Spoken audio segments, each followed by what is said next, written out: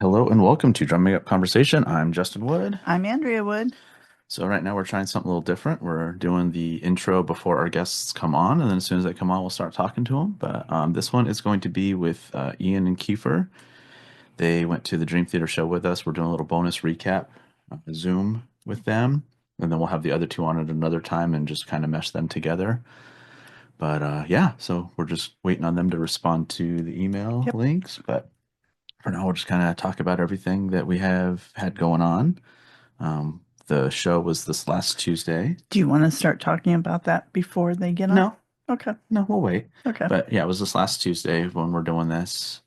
And we met beforehand. Ian didn't meet us there, but we met at a place called Doc and Eddie's prior. And we're on, it'll probably have already aired. It should have already aired. Hmm. It'll be on Monday. So that's Monday. But if you haven't listened to it, we did audio at the actual bar that we were Hmm. at. On your phone, you And got a new app on your yeah, smartphone. yeah, and it came out actually pretty good. So, and now I know what to work with and Yeah, can mess with it a little bit more next time we work with it. But yeah, it was a lot of fun to do that. But yesterday we went to the new casino. we did. That was fun. Santan I don't know. Mountain Casino. Yeah, they do a card show there every few months. I believe it's a Gila River Casino. Could be. Yeah, I don't really remember. I'm not a big casino person, so I know. I went because it was a card show and But just get it's an a idea. beautiful It casino. is.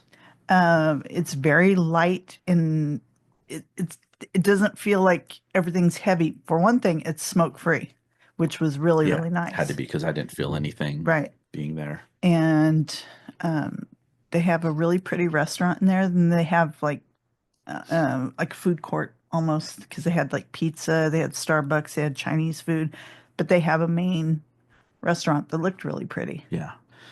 And yeah, it was the card show was pretty cool. It wasn't I wish it was on a little bit bigger of a room. It Yes, was very crowded. everybody was pushy. I think the next time we go, maybe get there a little later once Maybe, everything yeah, kind of subsides. I'm not too worried about being there to get something that I'm looking for because what we look for is a little more niche than a right. lot of the other We people. looked for WWE cards, which we got a box, and then we did get a Hulk Hogan card and a Brock Lesnar card. Yeah, we got a Brock Lesnar UFC card, which Yeah. is cool actually because it kind of covered both bases, and we got a Sean O'Malley too, who's a Hmm. local kid. That was it, Sean O'Malley. Yeah, I yeah. was thinking that we bought a separate Hulk when we did No, we got the Hulk one in the box Yeah. that we got, which was cool, which was a fun box. Yeah. There was a lot of cool cards in there. And yeah, so that was a lot of fun. And then we're going today, I guess, so the kid can see it and Yeah. lose some money. She's got So, some money to play with, so yeah, we'll go and watch her. she won't when Watch she it. She'll leaves. hit it big probably, and then we'll be like, son of a bitch. No, she won't. Who knows? You No, never know. you never know. You But never know. yeah, They so had a couple really nice bars there too. yeah, we'll have to go to the restaurant sometime. It was really nice They looking. do serve local wine. Yeah, It'd be nice to go there on like because it wasn't that busy it yesterday. wasn't. So maybe like a Saturday morning, I afternoon. don't think the restaurant was open while we were there.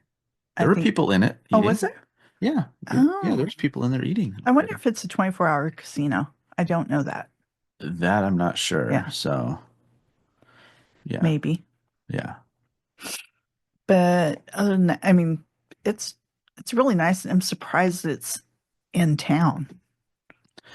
yeah. It's On a the it's in edge a of it, but weird it's in town. yeah, it's in a weird spot. So yeah, but yeah. Sorry, I'm texting real quick, so you can carry the Phil, conversation. Phil, Phil. But again, this is new for us to do. We just wanted to try it to see kind of how it would work with people just coming on as we're doing this. And yeah, other than that, they just announced the new Arizona Wrestling Federation thing in March 22nd. Yep, we're We're going to going to go to that. that. It's in Gilbert, so it's not far from us at all. Nope. Matt Cardona will be there. He should. Yeah, That is I'll make sure. Mr. Chelsea Green. Mr. Chelsea Green. So yeah, that'll be fun. See if Jeff wants to go with us and maybe do something there. And what's cool too is now I have that thing on my phone, that recorder on my phone. We could do some stuff while we're On your there, maybe smartphone. on my smartphone. Yeah. So yeah, but other than that, we got a full work week coming up, which sucks because we've had a lot of February. We haven't worked full work weeks No. because we did that trip to Flagstaff. Well, there's two holidays in February. There used to be three. There's two. Isn't there two? I don't know. I don't I know. know one was this last Monday and we took that off. Yeah, And then we had the concert and then the recovery day. maybe I was just thinking that one was a holiday. I don't know, but we don't have any holidays until May, and that sucks. Yeah, they get it out really early in the year, late in the year and early in the year, and then big lull between. I think we should take a more European approach to employment and have an 8-week holiday. Yeah, well, That'd be awesome. or just, like I think Sweden does it where or one of the Scandinavian countries does it where they work 4 days a week, but they pay them for that fifth anyway. And they said that the output just like went up 50% Yeah, just because everyone's like, cool, I'll just get what I can done. They got 3 day weekend every weekend, I yeah, got to work 4 days, and they just boosted everyone's morale, and they're like, okay, now it's fun again because yeah, I mean, you're working, you're only getting 2 days off out of 7 day work week, yeah. so Didn't that's Julian say we work too much as Americans? yeah. Yeah, When we had them over, yeah, I think that was when he was talking with my dad or something. yeah. He's like, yeah, you guys work way too much. It's like, yeah, I agree, but yeah, we got to figure it out. So, but yeah, How do you like Maynard's coffee? it's good. It's good. Yeah, Yeah. yeah, it's really good. I mean, his wine's still superior, but the coffee's really good. So, Oh, now speaking of superior wine, we like Death from 433 Cellars, but we got a new one when we Crusader, went. And Crusader, it's not Death, but it's just one notch below it. yeah, that was really good because we can get death down here, Right. but we were at the actual tasting room in Cottonwood, and so I was like, let's try the Crusader, try something different. Man, that was good. It's Yeah, it really was. good. It's really So, good. yeah, it looks like we got Ian coming on, folks. So Yeah. we'll keep going until he joins in, but once he gets everything set up. But yeah, that was a really, really good bottle. Hello. Hey, Yo, how you doing? good morning. How Good are morning. you? Doing well. How are you, man? Fucking chilling. Nice. Danielle's in the background. Oh, cool. Hello. Nice. We're just waiting for Kiefer to jump on, but we were just talking some wine while you were waiting, while we're waiting for you guys to come on. So No worries. yeah, I got a fresh Joe here. yeah, same. We're drinking Maynard's coffee. So He's doing coffee now. he is doing Yep. coffee now.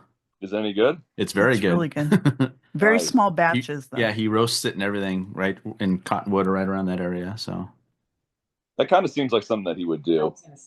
You know, like once you start making your own wine, and then like, oh, let's make our own balsamic, and then fucking, let's make a cider, and like, fuck, where does it go? It probably leads to roasting your own beans and making coffee. yeah, well, when we were there, they even have a duck pond that they get the eggs to make the pasta with from that duck pond there. Like they do everything in-house, dude. Oh, It is, That's so he cool. even has his own luggage for sale there. It's branded luggage that ships See, you can that's ship wine random. in. Yeah. Oh, so it's for ship. Yeah, that makes Hmm. sense. Makes sense. yeah, it's for carrying wine and stuff like that. Yeah, it was cool, man. He It has his was own seasonings there. on see, yeah, he does. They do everything in-house. They own their own greenhouse, everything, like all the basil and Tomatoes. tomatoes and all that stuff is made in-house right there. Yeah, we went to, what's the place called, that the new one? The Hilltop, Yeah, yeah. What's it called? It's just Merkin Merkin Vineyards, Hilltop. Merkin I Hilltop. know, but I Yeah, thought there was a special name for it or something. Like the cottonwood Yeah. ever. Fuck, the view is so spectacular. oh, I know. They Yeah, really, really nailed it with that. That patio is fucking killer. yeah. You can see Sedona and Verde Valley and all that from there. It's Oh, crazy view, man. I took some it's video like, when we were up there. Yeah, it's crazy. I'll send it to you. It's fucking yeah, cool. dude, please. Yeah, but yeah, man, it was awesome. And because we told you we got the VIP tour there, right? Our buddy got us a I VIP don't, tour. I don't believe. Maybe Oh, you yeah. mentioned it in passing, but I don't Okay. guess that ring the bell. Yeah, we have one of our friends does the distributing for Merkin. Caduceus and Merkin and all that. And he's like, "Hey, you guys are going to Flagstaff?" He's like, "You guys want a VIP tour of the Cottonwood spot?" It's How like, cool is "Yeah." that? And so we got to see like Maynard's actual like private room where he has like the big guns of wines in there that he makes. and his private and his private private selection too. We're talking like $200 a bottle and up from Up. there. Like Yeah. but it was cool to see. It's a nice little room. We got to see all the barreling, how everything's done, and just places that a lot of people don't get to go. It was really cool. You must have seen like because I think I know what you're talking about when we were walking through because we ended up out on the patio and again it was a beautiful day. We were there with Valerie and Michael, right? We took Danielle's sister and her sister's husband. We took them up there. We had a day up in Jerome and we stayed at our favorite hotel there. We stayed at the Clink Scale. And then we're like, well, fuck, if we've made it out there, like, we might as well, on our way back, like have lunch, go check out the new spot. And so we went a little bit out of our ways, but it was so worth it. But yeah, we were walking through the new building and then walked out on the patio. But as you're walking through, you can kind of see like some of the back of house, like barreling storage areas. Yeah. And they have like I think if you're like walking through, it's on like your left-hand side. There's a private like tasting room if you have like a bigger party or whatever event. Mm-hmm. That's just my memory of it. I don't know if it's, I could be wrong, but well, next time, what's it called? They have a funicular. Oh, okay. Well, what a funicular is? No. Funicular. I didn't fucking know what it was. It's from. So it's it's a diagonal elevator. Oh, okay. Like on like ski mountains, like some hotels have them so it's basically an elevator, but it goes like up and down hills. It moves on a bias angle. Yeah. So okay. They have there to like take people down, I guess, into the vineyards. Okay. Well, next time you guys go up there, let us know because we have a place in Flagstaff. We could stay there. So we should absolutely do that. We need to plan that. Danielle was kind of muttering off camera how, again, like I just mentioned a second ago, there's a hotel up in Jerome that we really like. It's called the Clink Scale, and they have like the fucking best restaurant there. Mm. Like it's a small place, but like, man, it's so great. Like Danielle says to her, it's like probably her favorite restaurant in the state. One of for sure, but we've kind of had an itch to maybe go up there, but we've stayed there a bunch. Yeah, it would be kind of cool to, Yeah, it's free lodging. So, and it's got a full kitchen. It's got three bedrooms, two bath house. Yeah. So we need to schedule like a weekend. Yeah, we'll need to go up there on a when weekend. The weather's good. They have snow up there? Oh yeah. It snowed right after we left. Oh shit, but yeah. Minimal. Yeah, like how much? June, like early June is a really good time to go because the kids just got out of college, so there's no NAU kids there. And it's starting to get really fucking hot here, so it's a good time to go up there and get out of it for a little bit. So that's probably when we go. We don't like to go on holiday weekends though, because it's just there's too many. And too many people. The 17 Black Canyon, like it's just a fucking mess. And then too, on top of that, you have a lot of slower moving vehicles because you have like multi-ton trucks that are now pulling trailers with toys and all this bullshit. And you're caught behind those asswipes. You guys board or ski at all? No, I didn't like it. I almost blew out my knees one time doing it. I'm like, I want to play drums. I don't want to get hurt skiing. I can. This. Yeah. So I tried it. I did not like it, but I was told I was way too old when I started doing. I was like 16 when I first did it, and they're like, "Yeah, you're too old. You're thinking about getting hurt too much now." That's bullshit. Yeah. My brother-in-law just started like 2 years ago. He's 35, 36. Oh wow. He smokes our whole family. It's like he's so annoying like that, though he's good at everything. But like learned in the last 2 years, he's a phenom. It's like, I couldn't get it. I've never snowboarded, and like I don't know how to surf, but like I grew up on skateboards and shit, and I really want to learn how to both surf and snowboard, and I'm hoping that some of that center of balance stuff kind of transfers over. Obviously, they're their own fucking things, so there's always gonna be a learning curve, but yeah, I've wanted to fucking snowboard or try my hand at it, and you're gonna eat shit. Like, you just gotta accept that. You gotta know that going in, and just hope that you don't wreck so horribly that like you really fuck yourself up. They wouldn't let me snowboard, which I was pissed about because I was like, I think I'd have been better on that than skiing. So skiing's too bougie for me. I'm only interested snowboarding. Yeah, I should have But tried that. They wouldn't let me, like, no, you need to learn skiing first. I was like, forget this then. I just spent the rest of the weekend in the lodge hanging out. So, like, mhm. forget it. You don't want me, I can't do what I want to try and do, then I don't want to do this at all. Fuck you guys, I'm going to the Yeah, lodge. exactly. I'm out of here, man. What's up, Kiefer? What's up, guys? Can you How you hear get? me? Yeah, Yeah. we got you. The Sweet. Kiefer Meister has entered the chat. Yes, Nice sir. album. Yeah, that's a cool Oh album, man. yeah. Where'd you get it? Feast your eyes on this bad boy. That's Also, awesome. On full what's up, display. my guitar noobs? Nice. Little John Petrucci. Nice. Love it, man. Love it. Is he a new god? I feel like he's not. I think you got to take new out of that meme. He's been a god I for a know, while. right? Yeah, actually, I got this when the meme was hot, like freaking 12 years ago. Well, I mean, even think like realistically, when was that fucker on the cover of his first Guitar World? By Probably like 92, late '80s, early '90s. Like right after Images and Words came out, like 92, probably. Yeah. Yeah. he's been a champ for a long time. Yeah, for Actually, sure. a lot of people kind of blame, or depending on how you feel about it, but gent is kind of a like it or love it subgenre of metal. But a lot of people who were kind of the early progenitors of gent, if you want to call it that, they they're all big Petrucci guys. You know what I mean? Mm-hmm. Oh yeah.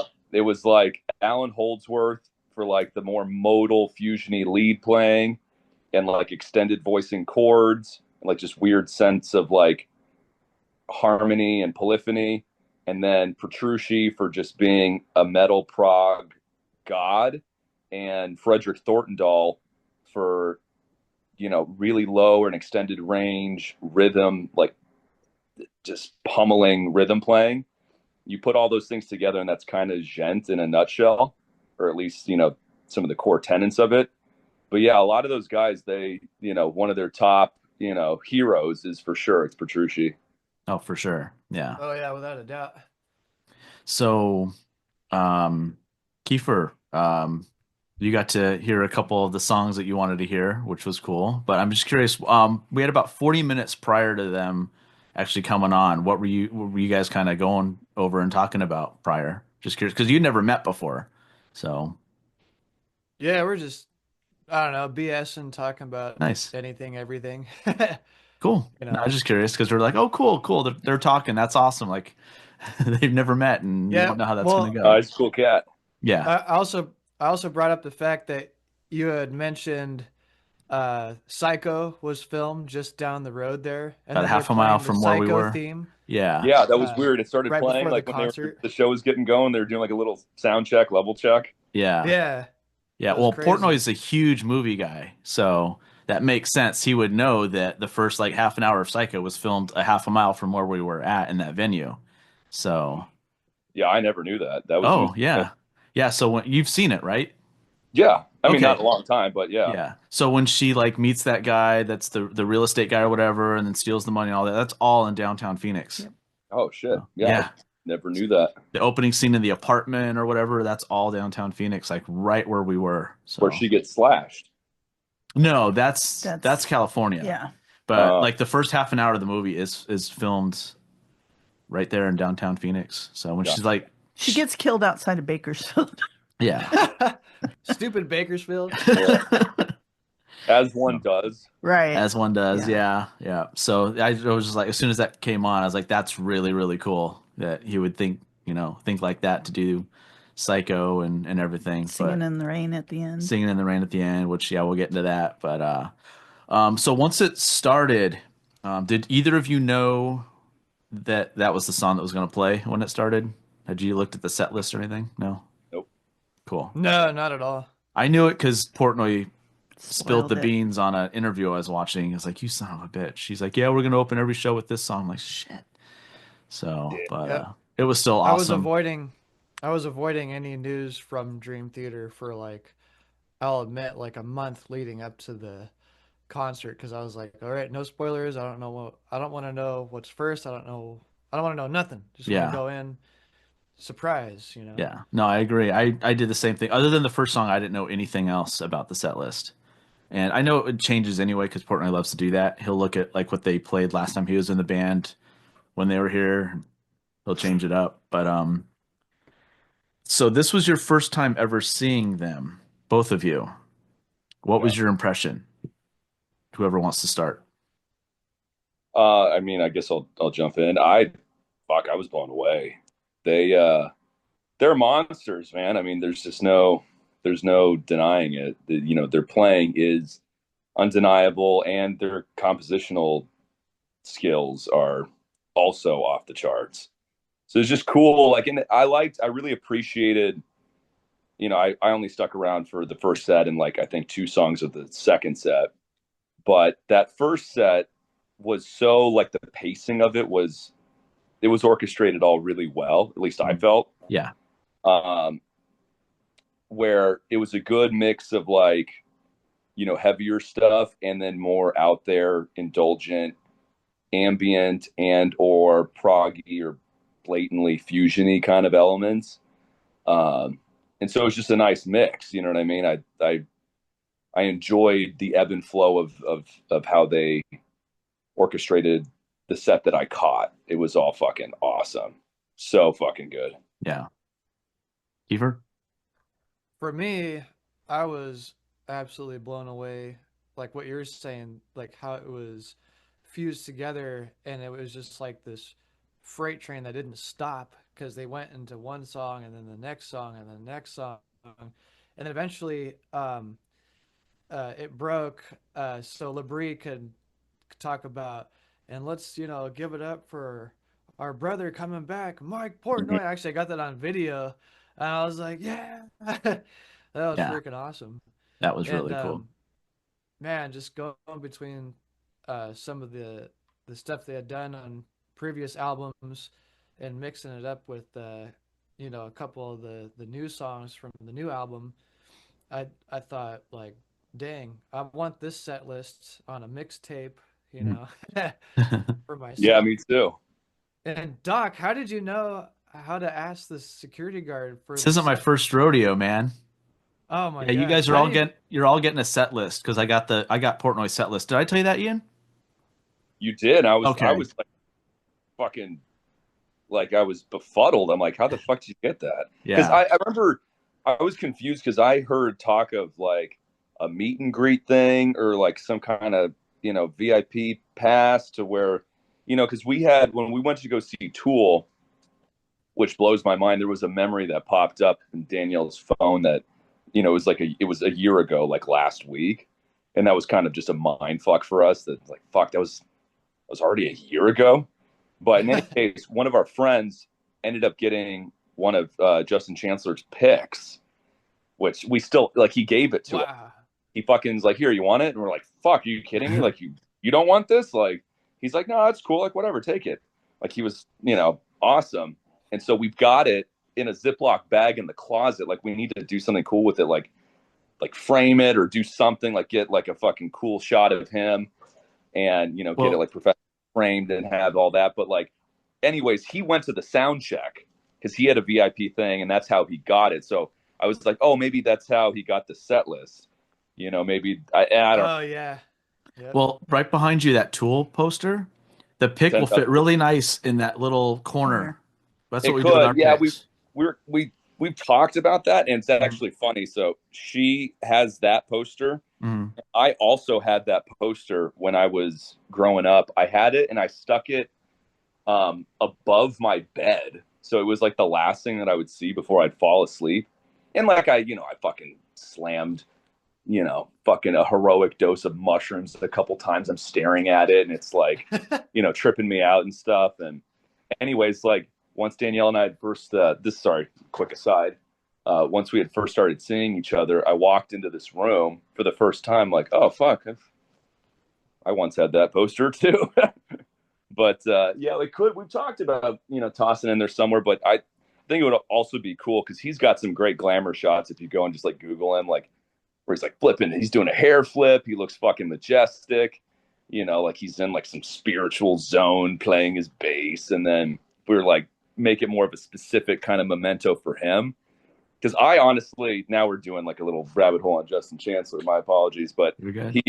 he was a big influence on me actually. Like his bass playing, I'd say it's almost equally as like, and like his chord choices and his sense of melody, like the way that he writes has been just as influential on me as a player as Adam Jones. I honestly think it's been about equal, and I really can't point to another bass player that I can honestly say that for. But yeah, he's fucking the man, and so it's cool that we got that. But no, anyways, I assume that then like maybe that's must have been where he got it. I wasn't thinking that it was after the set, you know, that you went up to a roadie and be like, "Hey, man, like, is there anything I can get from you?" You know, which is clever. You never think to do that, but of course, like as soon as they walk off stage, there's going to be shit that they could probably hand off if you just wait to the end. Everyone's clearing out, you know. Yeah, I It's started really it. clever, actually. Yeah, well, I started it because we saw Adrenaline Mob back in 2017, and I was helping the drummer tear down his drums and stuff, and hanging out with him and all that. I was like, "Hey, man, what are you doing with your set list? Like, you want him?" Like, hell yeah. Who knew that? 6 years later, we get him to sign it in person down in Tucson. But I started at that point. I was like, I should start getting any drummer set list I can at any shows. That's So cool. then after that, I got Vinnie Paul's. Mm-hmm. Then I got Ben Anderson from Nothing More. And then when this happened, I'm like, I have to do anything to get this set list from And Portnoy. it was the security guard that helped us get into the line before the show. It was that security Oh, yeah, guard. because that's right. You weren't there at the end. Yeah, the same guy. Remember, I was like, "No, this is bullshit. We've been here since 3:30. We're first in line." He's like, "No, no, no, you're good. You're good. I'll make sure you guys are." I'm like, "Okay, cool." So And Justin's like, "Hey, can you get me a set list?" I was like, "Are there any set lists left?" He's like, "Here you go," He and he just handed it reached to me. in his pocket and he goes, "Here you go." And it had M That's awesome. underlined on the top, which it has to be Mike, right? I mean, you would think M underlined has to be Portnoy's because there's unless it's me Young, but that makes no sense because they each have their own set lists. So I'm sure there was a couple J's or an R or whatever, Jordan Rudess or because there are 3 J's in the band or four. Yeah. Four. Never mind. Yeah. It would all been J's and one M. Dude, One M. Yeah. So I'm so glad I was there to witness that moment of you getting that, because in my mind I was like, what the heck's going on here? And then like He had hey, two, you have the and he set said list? one And was it's like, stained. yeah, one was stained, and then he handed me Yeah. the other one. So because Yeah, the one what in his happens is pocket. a lot of But times what when the was it bands stained with?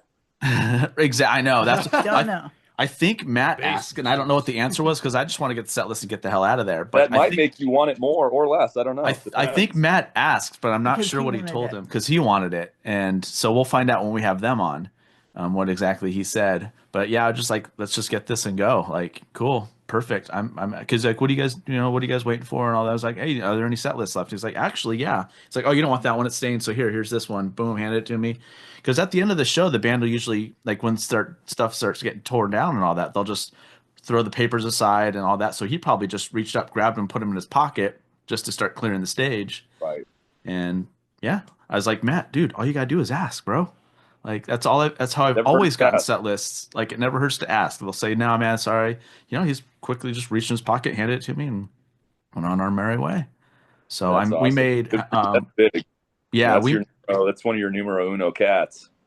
yeah, and we made copies of it. So once we see all you guys or whatever, we'll Everybody gets a get you. copy. Everyone gets a copy of it. So Awesome. Love Yeah. it. Heck yeah, man. Thank you. yeah, for That's sure. that's gonna be awesome. And then you can make a playlist And- of it and listen to them in order. So Yeah, I've listened to the mirror. Like I think when I saw it on Spotify, like I think I listened to it 7 times. that's a killer There's such a song. cool, elaborate arrangement. Yeah, dude, that one, that was a peak for me. That was a highlight. That one took me on a fucking ride. That whole fucking arrangement is a ride. Mhm. No, that was really, really, really amazing. Yeah, though it's off of one of their more underrated albums, I think, too. So that's just a killer album. If you get a chance to listen to it, Awake, it's so fucking good. I'm gonna start like going through some of their records. Maybe like give me like a top 3, Okay. like which ones to start with, and then I'm gonna listen to them just Yeah. point to point. I'm just gonna start the record and let it play. Okay. Once we get done here, I'll send a couple to you.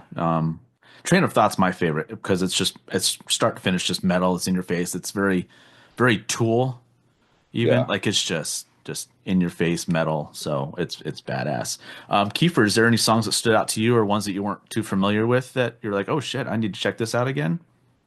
Let me pull up the set list because I, Yeah. I suck at remembering names. Hold on, I got a picture of it here somewhere. If not, I'll have to go back into the text chain. Okay. It's on our Facebook Uh, too if you need to look it up there. I posted it on there. So yeah, that give me a helps. second here. Yeah, Did you you're send good. it through the band chat or through the regular one here? Maybe you're Oh, right. I gotta go to Facebook yeah, now. I'd say go to Facebook and just look up our account. But you got the Dark Eternal Night, which was cool. I know you're looking forward to that Yes, dude, one. I about leaped out of my skin when I heard that. I screamed so freaking loud. I actually lost my voice by the time I got home. My buddy came in from the backyard. He was like, "What's up?" And I was like nothing was coming out. I was like, "Shit." I actually Yeah. texted him what I was trying to say. I was like, "Bro, I lost my voice apparently." Fucking rock concert, man. Yeah, because I That was listened to awesome. the audio prior when we were at Doc and Eddie's, and it actually came out pretty good. So it's going to be released Monday. If you want to check it out, it came out really, really Oh, cool. good. Yeah, Nice. so for Oh, here future it is. reference, yeah, go ahead. So I know they Yeah, start off in so Metropolis, yes, yeah, and then I would say 1928, whatever, right? yeah, Oh, it wasn't yeah. yeah, Overture of 1928. That was really good. The Barstool Warrior, I actually wasn't familiar with that. It was Uh, Mangini era. I wasn't either. We sat down. A lot of people sat down. yeah, so that was interesting. And then oh yeah, The Dark Eternal Night, that Hmm. was one of my favorites. Yeah, And then when they got into set two, I mean, Night Terror was perfect. back to Midnight back, Night right? Messiah, Terror yeah, was sick. Yeah. yeah. And then one of my favorites, I think this is Mangini era. This is the Life. It's Yeah. like really airy and big and a lot of melodic structures between the keys.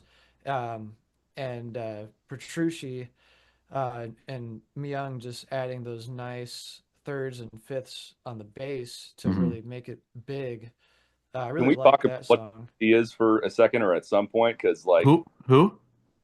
fucking bass player, dude. Jesus Oh, John Myung. Christ. Yeah. that's Oh, what especially Andrea when he said. did, Yeah. yeah, Panic Attack. I mean, Yeah. Digga digga that's where digga he digga shines.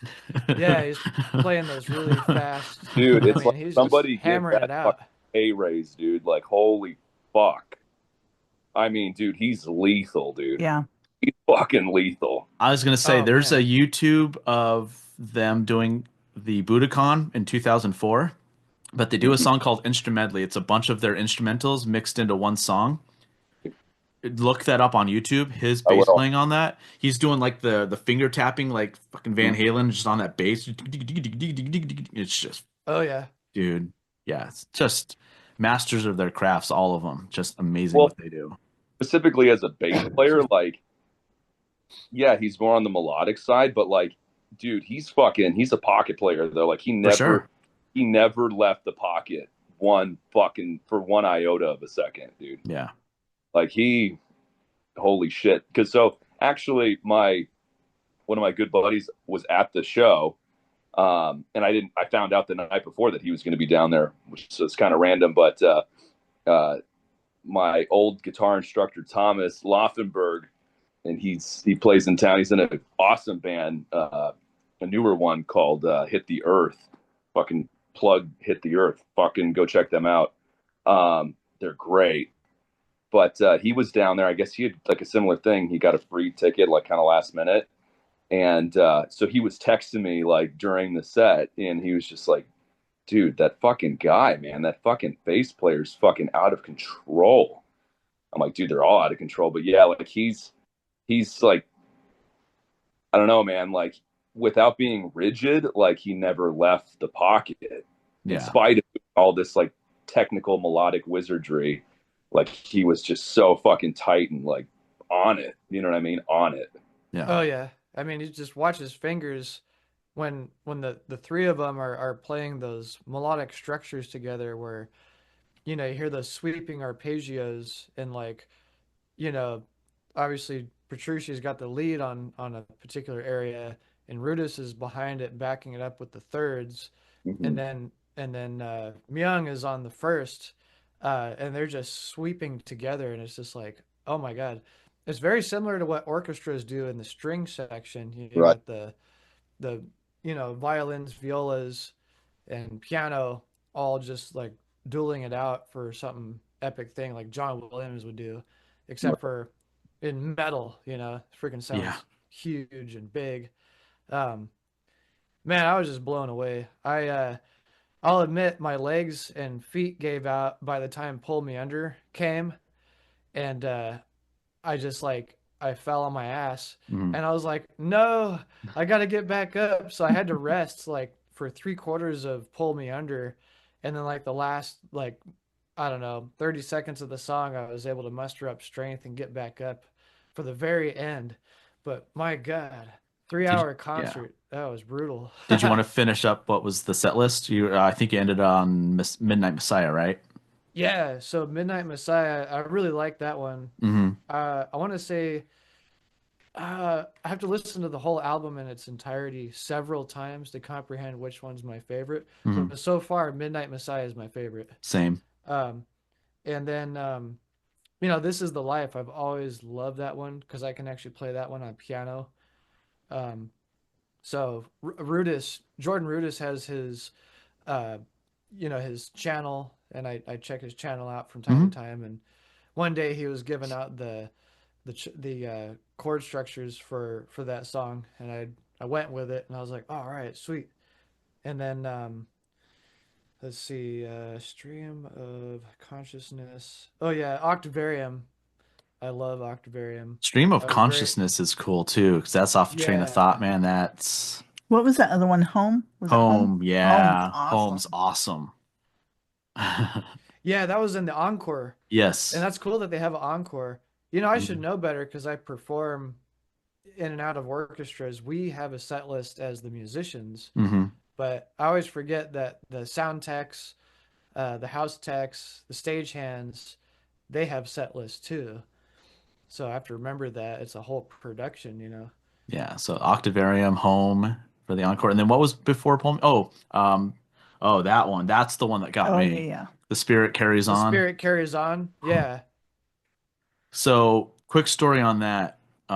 We told this when we were met at Denny's with Chloe and Matt afterward, but when I lost my dog a few years ago, so Yeah. when I have like a traumatic event that happens, I don't listen to music for a few days because it's just like I don't want it to be like, well, shit, I'll never listen to that again because all I'm going to do is remember this. So I just will not listen to music.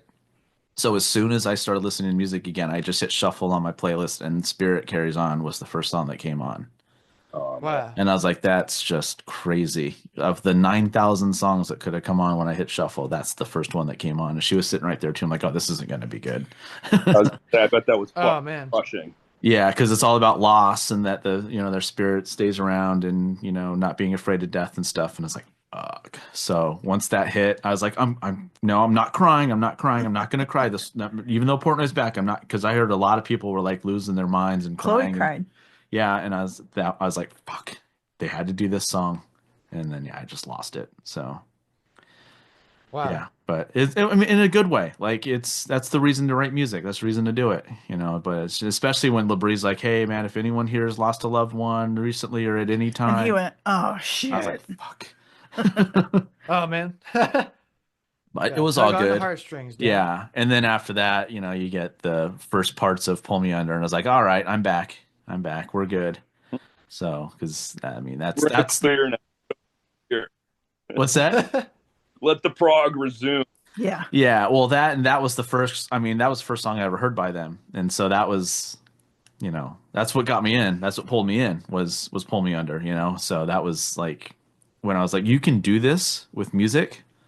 Like I heard Yes and Rush and King Crimson and all that prior, but I was like, you can do this with progressive rock or even metal. Like they're the first prog metal band, really. So I mean, so yeah, that was, and I know that's a big one for us, Kiefer, because we actually have jammed that before, which has been fun. So Oh, okay. yeah, early. I Heck remember we yeah. were auditioning singers. We played Yeah. Pull Me Under in one Yeah. of the set lists. Yeah, we played Pull Me Under. I I think, think I have that setting on my Yamaha. yeah, Yamaha's got that crunchy. yeah. That was when Jordan really shined too. You could really hear him coming through the mix on that one and a lot of that. Oh yeah. But Oh, I you're want to getting that talk about keyboard. Jordan Rudess Yeah, here. I was gonna say, I want you to get that keyboard, man. That That was lighted cool. keyboard. Heck yeah. That guitar. That too. That was cool. But the one that lights up That so you was can see what awesome. he's playing on the other side of it, that was awesome, man. Yeah, dude, that whole thing is just engineered for him. And I mean, the way it tilts and he spins around, I mean, that's revolutionary. He's the only one I know that's done that in like a production, other than like maybe there's a key corral where you have like three keyboards and a horseshoe Hmm. and you're going between them. That's more of a stationary It's a Rick Wakeman thing. version. Yeah, Yeah. and then Okay. a lot of jazz people do that too. Hmm. But I think Stevie Ray Vaughan, their organ player, did something like that in one of the shows, if I remember right. But Nice. yeah, the way it tilts and spins, and I mean, it really makes it a spectacle. And what really, uh, man, I don't remember what song it was, but he had his huge keyboard intro where he's Oh, changing between Octavarium. all the different sounds. Yeah, oh, it was Octavarium. Yeah, Yeah, I saw his technical guy going back and forth to the ground. I think they had a bad cable they did. on the Yeah. output Because it cut to the out, and then you main. see Portnoy and I think it was Portnoy and Myung or something come out. They're like, we can't hear you, so we're Yeah, just gonna start. You see this, and like, let's just start it. Yeah, yeah. dude, So that's a but he juggernaut of a was a song. champ. Yeah. Yeah, he was a champ. You could tell he was playing it, and then I was hearing it in my head. I was like, okay, I know what's coming next. Hmm. And then I think it threw Myung off on his when he comes Hmm. in next or something like that. Yeah. But they all came back in. I mean, it happens in orchestra all the time where there'll be something happening, someone's off a measure, but then we all watch the conductor and it's like, wait, now, Yeah. so they must have that coordinated between all of themselves, Yeah. Well, I you mean, I know. remember when I was gigging a lot, we had like, hey, if anything happens and we lose where we're at, just do the same thing again and we'll come back in on the next one. Yeah, that's why you rehearse and practice is you don't practice to make it so it's perfect every time. You practice to go, okay, anything can happen here, so if this happens, let's do this and stuff like that. Like, so that's very important. Yeah. So, Oh yeah. yeah. So I wanted to ask you guys, first, would you see Dream Theater again? Yes. Yeah. Definitely, yeah. Yeah. And Real quick before yeah, while yeah, we're yeah. still on the topic of Brutus, I Okay. think I think soon here there's going to be on Rick Beato's channel. There's going to be an interview with him and Rudis dropping again. I don't know when, but last night on YouTube Shorts, and he's done this in the past where he kind of drops a teaser that it's going to be coming out usually in the preceding week. It's probably being edited right now. But yeah, Rudis was demonstrating whatever that fucking crazy contraption is with the screen and everything, and how he's able to manipulate pitch and do all kinds of wild shit. So, look out for that. It's usually a longer form kind of thing. And they'll have conversations about influence and all that kind of stuff. But sometimes there's also demonstration Hmm. kind of portions to it. So Yeah. that should be coming soon. Yeah, I've watched some of his. I watched Stuart Copeland on there. I've seen Maynard on there. Yeah, he does a good job. So, and I like that he's like us, where he's like, this isn't an interview, this is a conversation, kind of a thing. But So, no, which I really, really, yeah, but I going to be popping up probably this week. nice. There you go, Kiefer. Free Heck lesson. yeah. There you go. Yep. Yeah, I just watched him try to well yeah, he killed it, but he was playing with one of Jack Black's songs from Pick a Destiny. Rudis was, and I was laughing so hard. And So weird. We all I put that on last night. Oh oh yeah. yeah. Yeah, God, dude. But yeah, he's playing that song, and it's all in 4/4, and I think the studio guy was like, "Oh, what's it like playing in 4/4 for a change?" He goes, "It's a relief." you know. Yeah. I mean, was it Kickapoo? Because that dude, that's such a great song. It is. Dio, can you Um, hear me? I don't remember, but I think Jack Black keeps singing like metal's back or something like that in the background. It's Or maybe the metal The then. metal. Yeah. Yeah. orgy and Oh, yeah, it's one of the metal songs. But gotcha. it was pretty cool.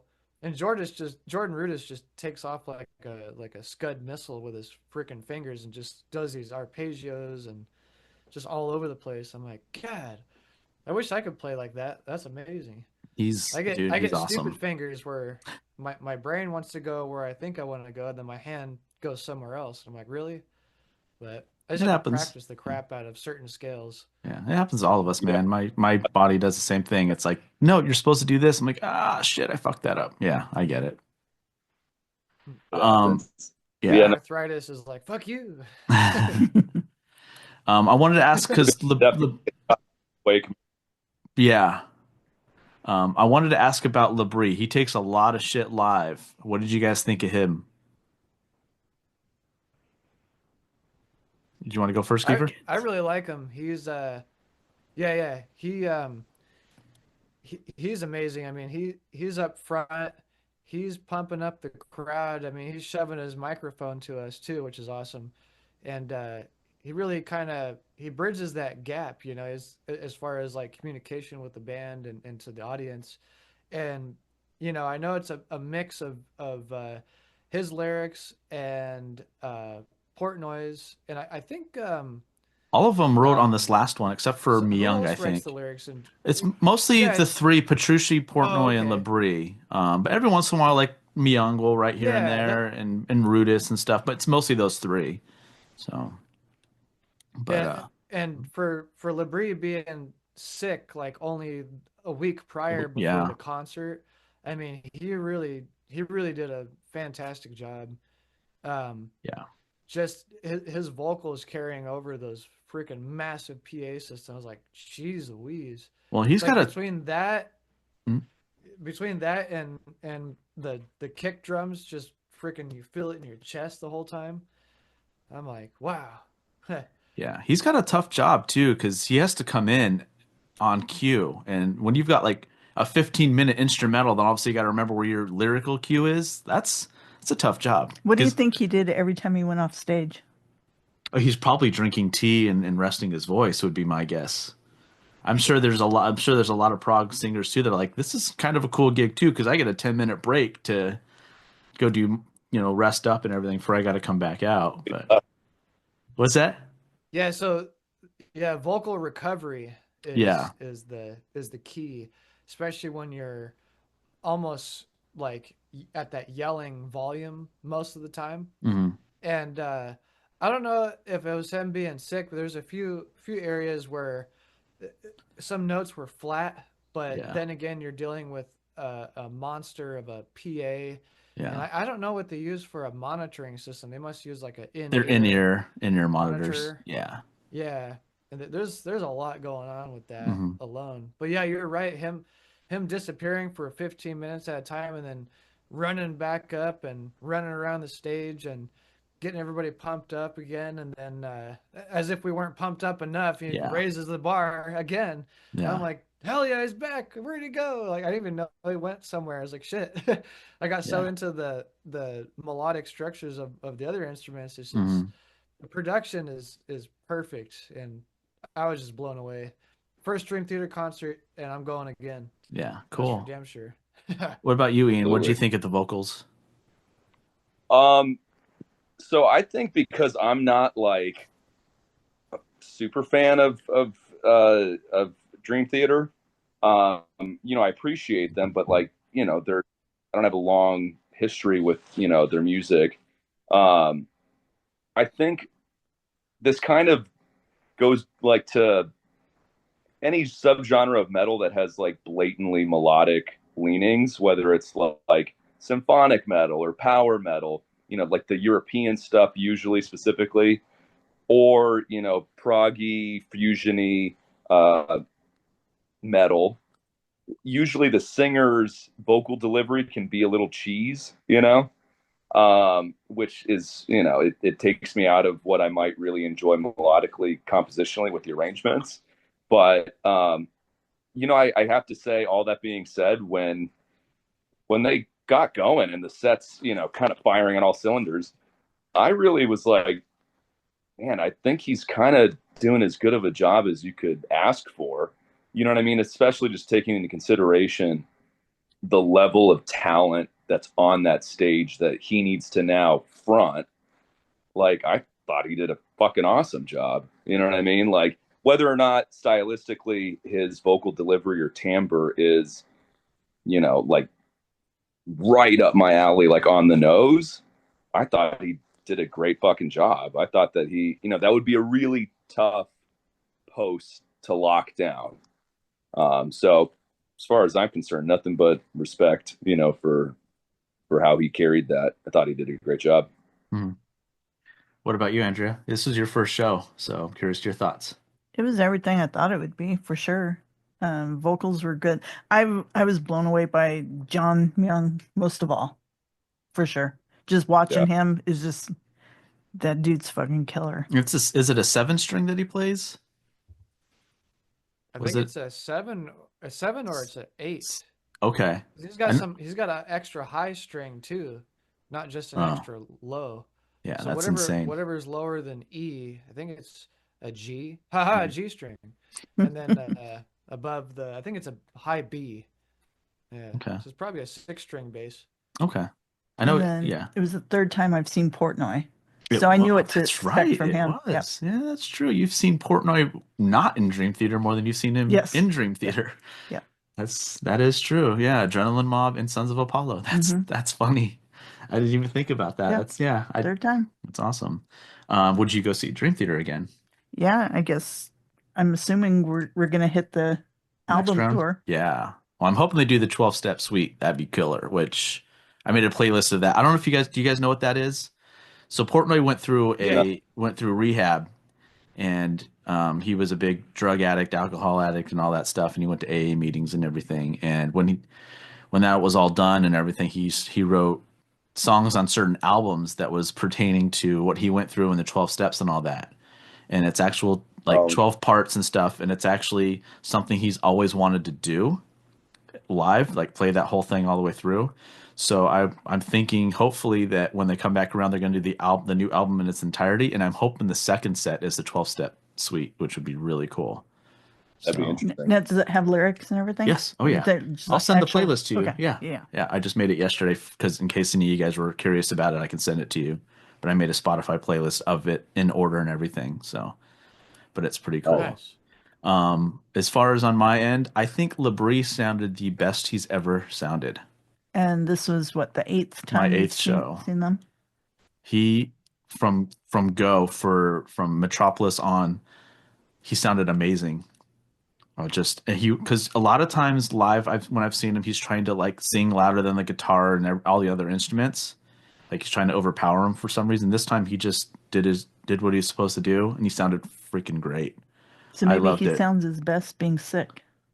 There's Or- a few times that he stepped away from the mic and was coughing. Yeah, well, and I think the only time he really struggled was like "Pull Me Under." He had some flat parts in there near the end, but he's also just played a almost 3 hour set at that point, so I'll give him a little break on that.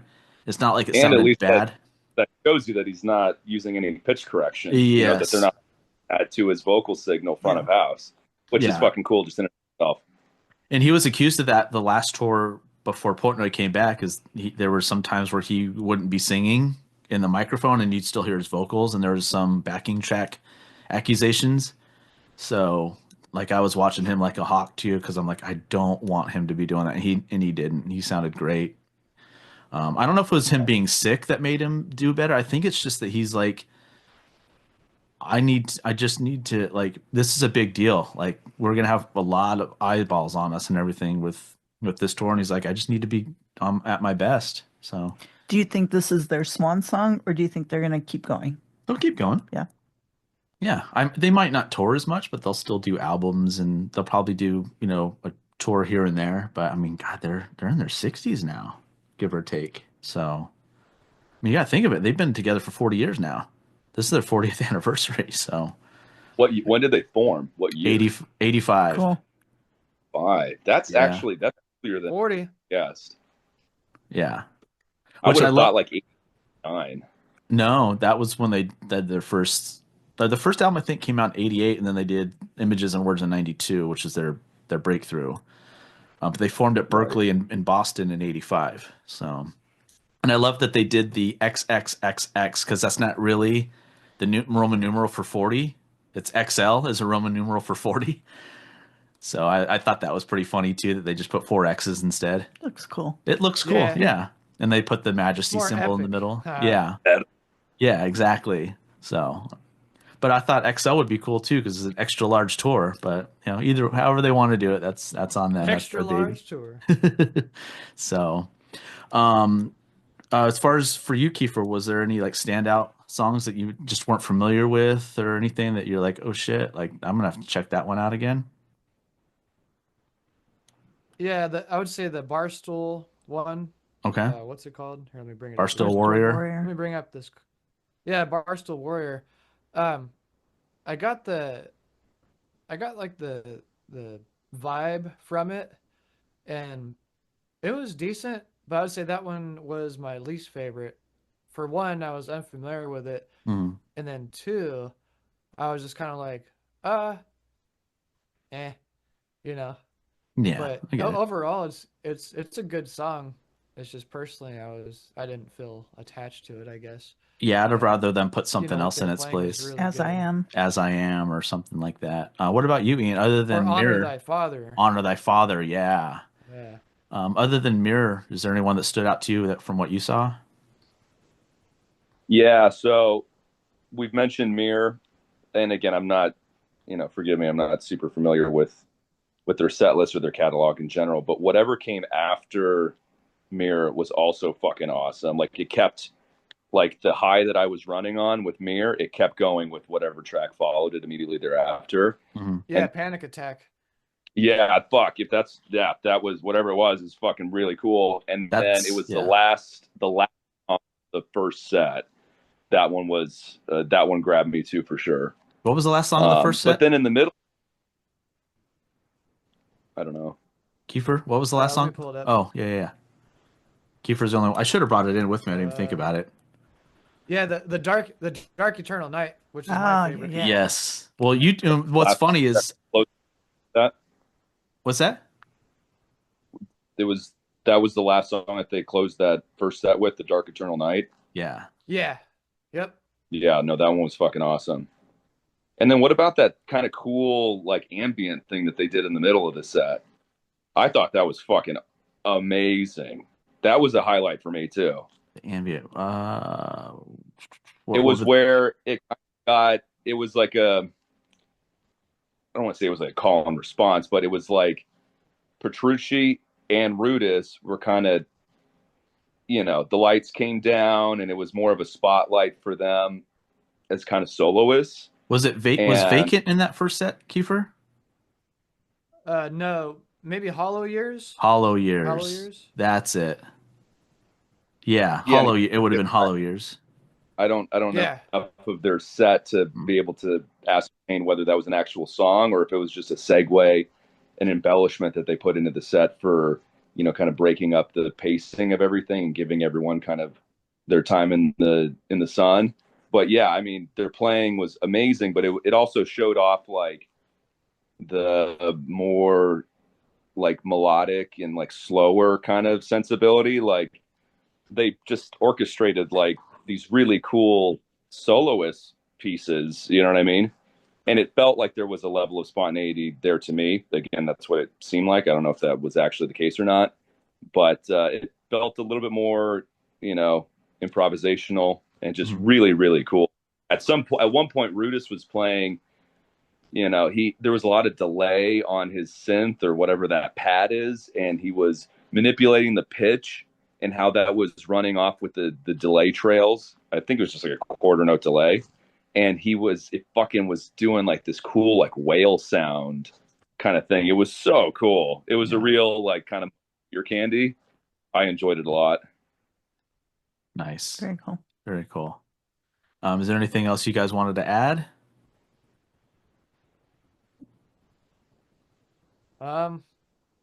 Man, just the whole experience was it was really good. And thanks for letting me tag along on the ride. Well, hopefully when they It's, come back around with the We'll sit album, together. Rebecca can go too. Yeah, and we'll sit together. Yeah, we need to I'll get plan it Rebecca out. on the next one. Yeah. Yeah, Yeah, hopefully. big shout out to Kiefer for hooking me up with the ticket. He's the reason Yeah, the debate. Yeah, no, that was really cool. Yeah, we had a couple people I had in mind, and you were at the top of the list for sure, Ian, because I knew you weren't familiar with them, but I knew you would appreciate Right. it. So, Fuck yeah, dude. I wish I had three. I wish I had three hands so I could give it three thumbs up. Oh yeah. cool. Well, the next time they come through, we'll all get Plan it. together and plan it out and make a day of it like we did this I last would time. like one of the suites that they had upstairs. That'd be cool. That'd be fun. Now that we've seen them on the floor, That would be sweet. that would be sweet. Yeah, Yeah. I see what you did there. Cool. Oh yeah. Pardon Yeah. the That'd be great. fun. Awesome, guys. Well, thank you for doing this. We appreciate it. We love doing these recaps, and I'm glad that you guys got to finally see Dream Theater in the Oh, proper yeah. way. So awesome, guys. Thank you so Heck yeah. much. Right Hey, on. thanks. Good one. Hey, big shout out to Kiefer once again, buddy. Appreciate it. Yeah, no problem, man. Glad you enjoyed it. Fuck yeah. Awesome, guys. All right. Have a good Rock one. on. Cute. All right. So that was a lot of fun. Yeah. This is new for us to kind of. I like doing this to people we know in case something goes wrong. I can just text them real quick. Hey, just respond back to the link. Come back on if anything. Yeah. Went out, but yeah, that was a lot of fun. I just noticed you're wearing your Xerox A shirt. Xerox shirt. I love it. Yeah. Trying to find something I haven't worn in a while. Yeah. So. But yeah, that was so much fun. I mean, I didn't see anyone sitting up in those suites, so I don't know if they had those open, but God, that would be amazing for a whole group of us to it would be make up there. sense. We Yeah. just saw, okay, here's how much it is. We'll split it Split it. 6 ways or Yep. something. Yep. Yep. That'd be cool. That'd be a That lot would of fun. be a We'll look lot into of it next fun. time. Yeah. And if people just don't use them because it's something like that, we'll get the center one. And then we've already seen them. It'll still sound great. Yeah. Yeah, that'd be a lot of fun. So, all right. 'Cause Well, yeah. that's the one thing that did suck is that Chloe and Matt were over here. We were here. Ian and Keith were Kiefer. over here. Yeah. Yeah. We were all close, which was pretty We crazy. we could we could see all three, them, all the two other parties, Yes. which was really cool. which is weird because Matt said he turned around, tried to find us, and he couldn't see us, but we could see them clearly. And Yeah. same thing with Kiefer and Ian. They were Yeah. just to our left behind us. Yeah. It was really cool. I got a picture of them talking beforehand and Yeah. stuff. So I was glad those seats were so close. That was nice. for us not planning where any of us were sitting, Yeah. we were very close considering Yeah. it's a 5,000 seat venue. Yeah. We could have been on total opposite sides. Exactly. Yeah. We could all see each other and Yeah. during the whole thing. So that was really cool. Really cool. Just the way fate is, right? So was there a song that stood out to you that Okay. So I knew they were going to open up with Metropolis, you were watching that interview with me? Yeah. but that is the one song that stuck in my head for days afterwards. Yeah. I kept hearing Lake of Fire in my head. badass Yeah. song. I love that it. Yeah. song. So Yeah. that I loved seeing Midnight Messiah Mhm. and of course Pull Me Under. I was hoping for As I Am, Yeah. but maybe next time. I've only seen them do that once. I've seen Yeah. them do Pull Me Under twice and As I Am once. So, And I because think they did that for the European leg, As I Am. and then they ended with Singing in the Rain, which was cool. Yeah. Although I was hoping they were actually going to perform it. Mm. That would have been cool. I would love to see that. But Nope. The girls Hello, in here. Grenache. Hi, Grenache. Metropolis really stuck out for me. That's one I of my did like favorites. Dark Eternal Night also. Yeah. What about you? Overture 1928 is always good because they play it here and there. Under a Glass Moon, I'd have to go back to old set lists to see if I've ever seen them play that live. That's one of my favorites too. Oh, Home was Home. amazing because Home. I love the whole Middle Eastern sound. Yeah. Yeah. And then as far as like the one that just meant the most was Spirit Carries On. For sure. And we talked about it at the end. So, and I'm not ashamed to say it. Like I bawled. No, like it was. No, but you held it together pretty well considering I thought you were really going to lose it and you didn't. Yeah, I was trying not to, but that one, that's just a very personal song to me. Oh, So yeah. Well, yeah, it's very personal lyrics and everything. As Yeah. soon as he started singing, I'm like, oh God, oh God, oh God. yeah, as soon as he's like, if anyone's lost a loved one recently or anything. And you put your arm around me and you're like, oh shit. Yeah. Yeah. So All right. Well, make sure to follow us on the Instagram and Facebook and everything. Intro and outro music is provided by, or actually, we're video. We don't have. Are you airing this as video or just Yeah, audio? both, but we'll do a different Yeah. one for so you can do both. Intro and outro music is provided by Arizona prog metal band Temporal I still want Displacement. the people that watch Justin's this. band. Yeah, I still want the people that watch this to still find my band and Find listen to them them. So. anywhere you listen to your favorite music. On YouTube. Yeah. Yep. If you have any questions, email us at drummingupconversation@gmail.com. You can follow us on Instagram, Facebook, and YouTube at Drumming Up Conversation and on X at Drum Conversing. Listen to our podcasts on Spotify, Apple, or wherever you listen to your favorite podcasts. Watch us on YouTube. Don't forget to download our episodes, give us a 5-star rating, and tell a friend, please. Tell 2 friends. We Be a friend, really tell a appreciate friend. it. Yep. We don't 2 turns into 4, 4 to 8, and so forth. we don't ask anything from our listeners Yeah. but that. Yeah. Except that we are doing at the request of J-Ro, he sent us a thing for a buy me a coffee. Buy me a coffee. Anything. Buy us a coffee, Yeah, please. it's Why won't you buy us a coffee? It's just a way to like help us financially if you can. We don't expect that from anyone, but if you can, that really does help because then we can look into more avenues on distributing this better and easier. Nothing of our podcast is monetized. Our ads, we do those personally for our friends. Mhm. Nothing is monetized. Yeah. And I mean, there's perks that come with it, but yeah, there's nothing. It's like, oh, we're getting this much per month and stuff like that. Or For 3 years, it has been Yeah. non-monetized. Yes. So anything's been out of pocket, and it's just tough for us for certain things. And some of it would help me in editing and speeding up that process, but it's also like there's just this and that and everything with And we it. could So. get rid of the Batmobile food. All right. Well, for Drumming Up Conversation, I'm Justin Wood. I'm Andrew Wood. No mercy. Although, what did you think of? I didn't really play you a section that was good. I played you a section that was just kind of like on my mind. I liked it. Okay, good. We were at a antique store earlier. Oh, where'd you go? What was it called? I'd never been there. Very cool. Where was it? It's in Gilbert. It's in Gilbert off of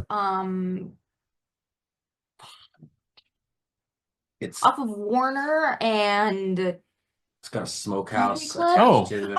Oh, that's on It's- Arizona. That's Oh, the okay, Chandler. Chandler. It's in Chandler. yep. There's a Chandler. Okay, where were Chandler? Call it not Call It New Call It, which is a good one too. If you've ever been It's Call It some- New Call It Antique's really cool too. Haven't been there yet. It is. Oh my god, why am I blanking on this? The kids said the restaurant's really, really good. But it smelled really good. Yeah, it was It'll- so amazing. it'll come We'll to be me. going back there. Have- We're going to be going back there. They have a few things that are really cool. They have a few things that Yeah, they had I a think creepy they're under- piano there one time that we should have bought. Yep. I don't know if it's still there. It was No, little. It was yeah. a We've been there couple years since ago. It was a then. little one, and Yeah. it had the creepiest sound. Especially the high notes. Nice. Oh, that's cool. You're Like the- familiar with King Diamond? Yeah. You know, like Yeah. when they hit the high Ding. It would Yeah. be the kind. It was like it that. I Would was probably like, start oh. playing in the middle of the night by itself. $30. Really? And then we went back like $30, yeah, wow. went back Get it. 2 weeks later, and it was gone. I'm like, I always have this theory at antique stores, like if you see it and you want it, just buy it. Yeah, we went there to find because I recently got a Merchant new Square. Merchant Square. yeah. That's our favorite one. I recently got a haunted artifact, a doll from Goldfield that I'm gonna add to the tour, I think. And we were looking for something to carry her around in, and we did find that. And then they had a few things I'm gonna go back and look at that I think were well priced. Are you going to get a And carriage? That would be cool. Your dog is climbing Grenache, into my get lap down. under the table, Lay down. like a horror movie. She's like, I'm laying down. He says if I stay still, no one will notice that I'm here. Yeah. Lay down, baby. But it was cool. And then Get your toy. they had a King Crimson Red album. Oh, nice. Yeah, and Probably the best Bruford one. I kind of wanted to buy it, but there's another thing I wanted to buy from a different store that I was debating. I'm very expensive but rare. A figurine from Silent Hill. And I was like, oh, I saw it. I was like, I saw the price. Like, I shouldn't buy this. And then They do I lay left. away. Well, it's funny because I left and then I came back and was like, you know what? I'm gonna buy this. But I talked him down $50. So that Oh, was nice. Yeah. Wow. Yeah. So got that, and then I got a case for my new haunted doll. Very cool. It's this old antique case that probably belonged to a child. Judging by the way it looks, I'm gonna say the 40s. Yeah. It's Yeah. a really cool old Yeah. suitcase. It's awesome. Awesome. And we are live. I've been recording this the Okay. whole time. Yeah, because why I had a not? feeling. So say hi to the camera, Hello. everybody. This is our first in studio video. My so- first time on the YouTube channel of, Yes, of yes. Stand Up Conversation. Yeah. So cheers to that. Cheers. First, Cheers first to of that. many. Yeah. Cheers. Ting, ting, ting. Ting, We'll ting, do ting, the ting, tinging ting. over here. Yeah. I don't want to reach you. Let's not clean over the expensive. First YouTube with all them.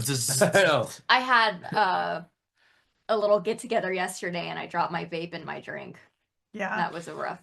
That a rough was time. funny, actually. I didn't mean to laugh, but I laughed No, it was because of funny. what you said right before. Do you remember? What did I say? Because the dog tripped over the She's Xbox like, I have to cable. quit this. No, the dog tripped, and she's like, "You're such an idiot!"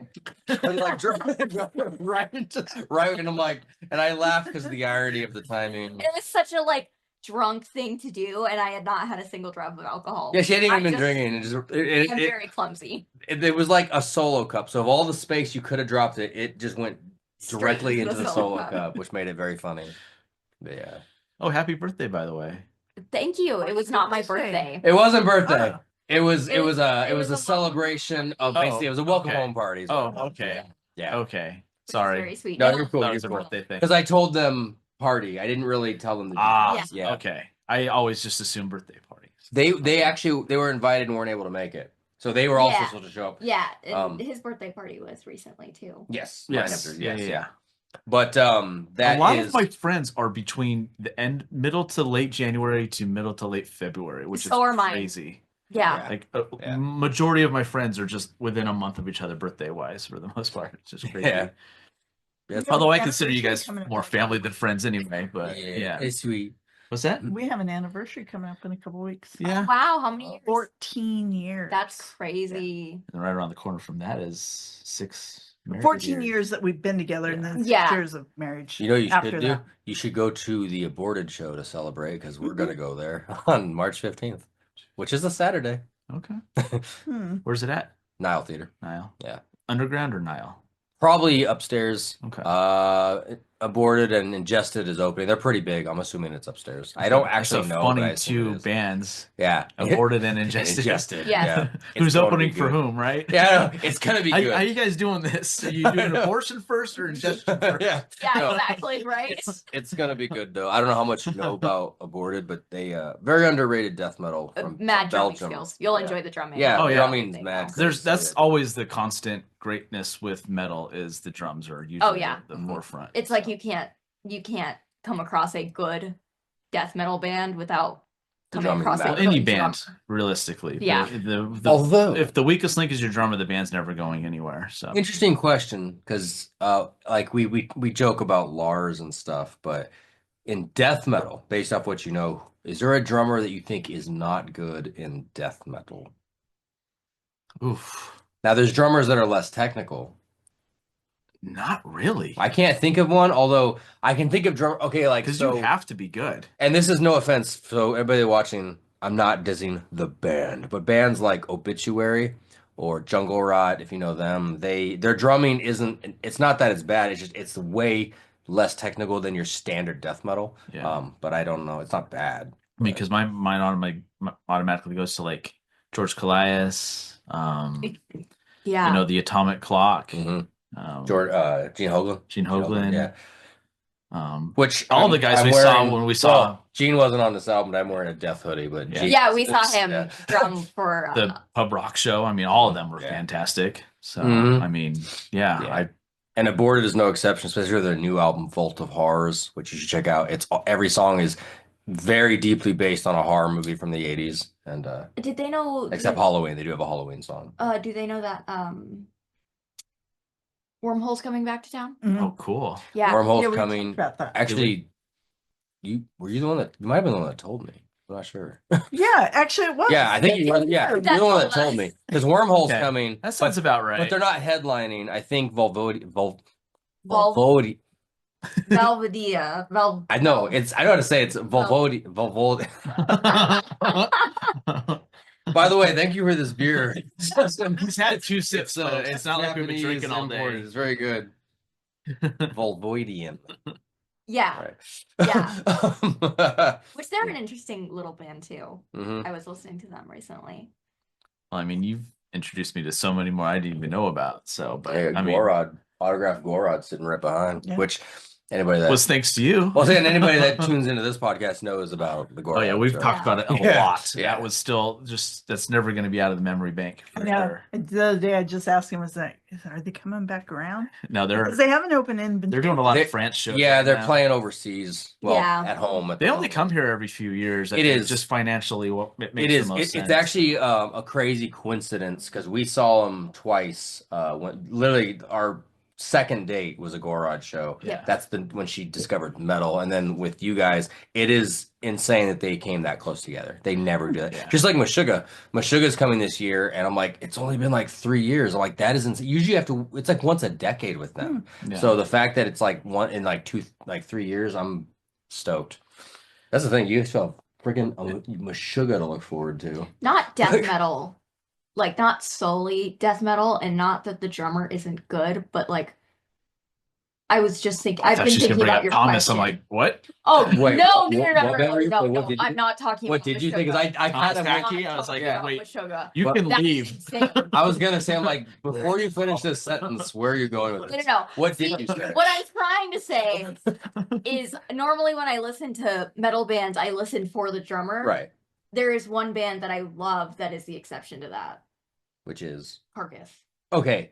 Yeah, Okay. Carcass is more about the melodic riffs and whatever. Yeah, like it's not that the drummer isn't good. 'cause Yeah. the drummer is Oh incredible. yeah, they're all great. That was one that kind of came to mind, but I was like, he's still really good. Oh, Yeah, exactly. Which Like you it's guys still all really say. good. but it's just Yeah. not as stand It's out not- as some of the Like others. when I listen to Carcass, I'm listening Carcass for is the riff. yeah. Carcass Like, I'm is not about really those listening for the leads, drums. those guitar leads, yeah, and rhythms. But Yeah, that's the only one that I can really think of that I'm And not. you guys are seeing Meshuggah at the same place we saw what we're doing tonight with Drink Yeah. Theater, or Yep. where we saw Drink Exactly. Theater, yeah, right? yeah, we're seeing and them there. with Carcass and Cannibal and Corpse. Cannibal Cannibal Corpse, Corpse. which is Oh, that's right. You and saw the fine there. Yeah. in lineup. I'm hoping. I thought it was a prank when I read that lineup. I'm hoping Ha, will be better because last time when we saw Cannibal Corpse, they opened for Amon Amarth, Mhm. and the audience was just like, The people were "What's this band?" the people were there Like- from Ottawa. They were disrespectful to Cannibal Corpse. They're At least amazing. There's something- no Amon Amarth without Cannibal Corpse. Yeah, let's I know. be honest. That's I what I know. thought. And there was a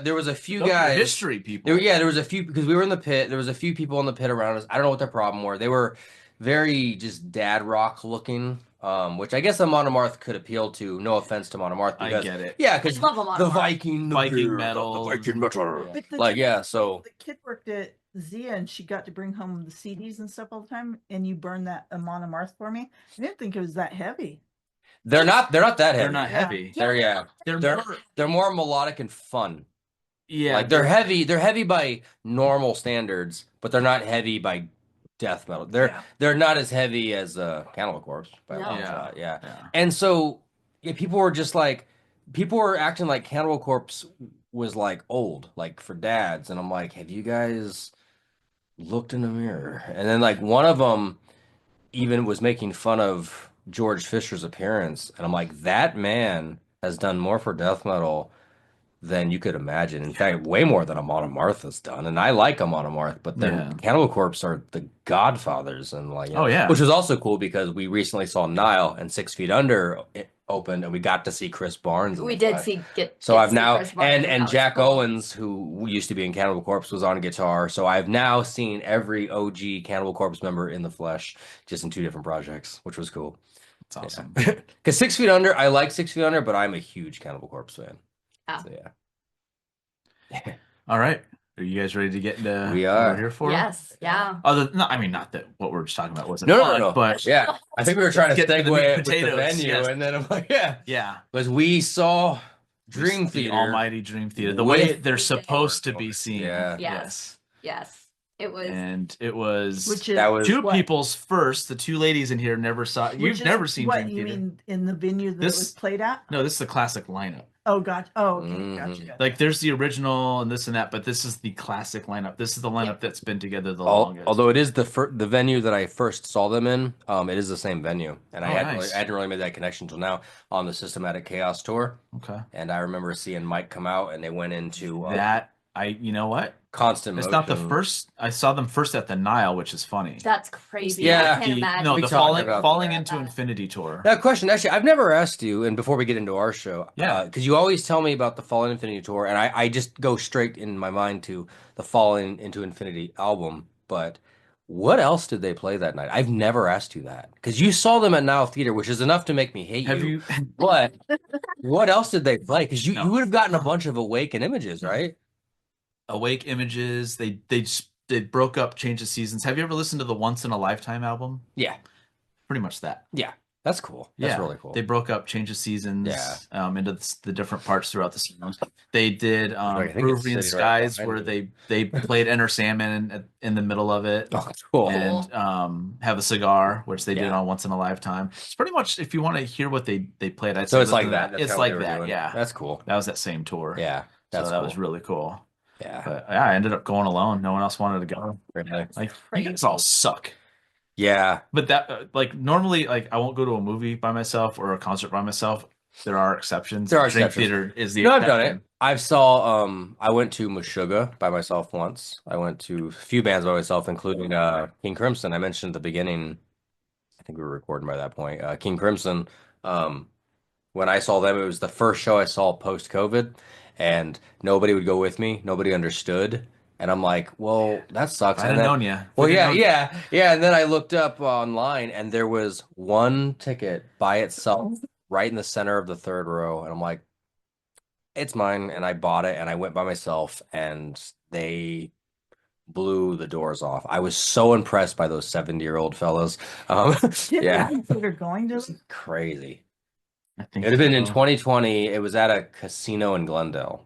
So, and I was like, this is gonna be like casino. It's gonna be like lame, but it's gonna be cool. But it was so good. No. I could not believe how We good. didn't start. There was another one after that. A lot of our group right now we know is from the podcast, which we didn't start till 22, 21, 22. I don't even remember when we started. But yeah. The second time that I ever went to a show with him, I was like, I never want to go to another concert that's He not said that. metal. And he said, I finally have someone to go to all these shows with me. Yeah. Because I told him, you invite me to a show, I'll be there.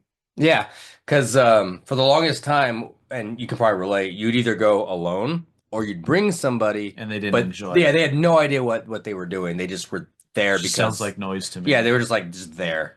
Yeah, so I went through. I've heard that with Dream Theater. Like, it just sounds like noise. They're playing too many notes. No, I'm like, I literally know somebody that I've never told you this. This is hilarious. I know. Am I gonna get pissed? Yes, I know 3 people that have three girls that I've been with that have hated Dream Theater.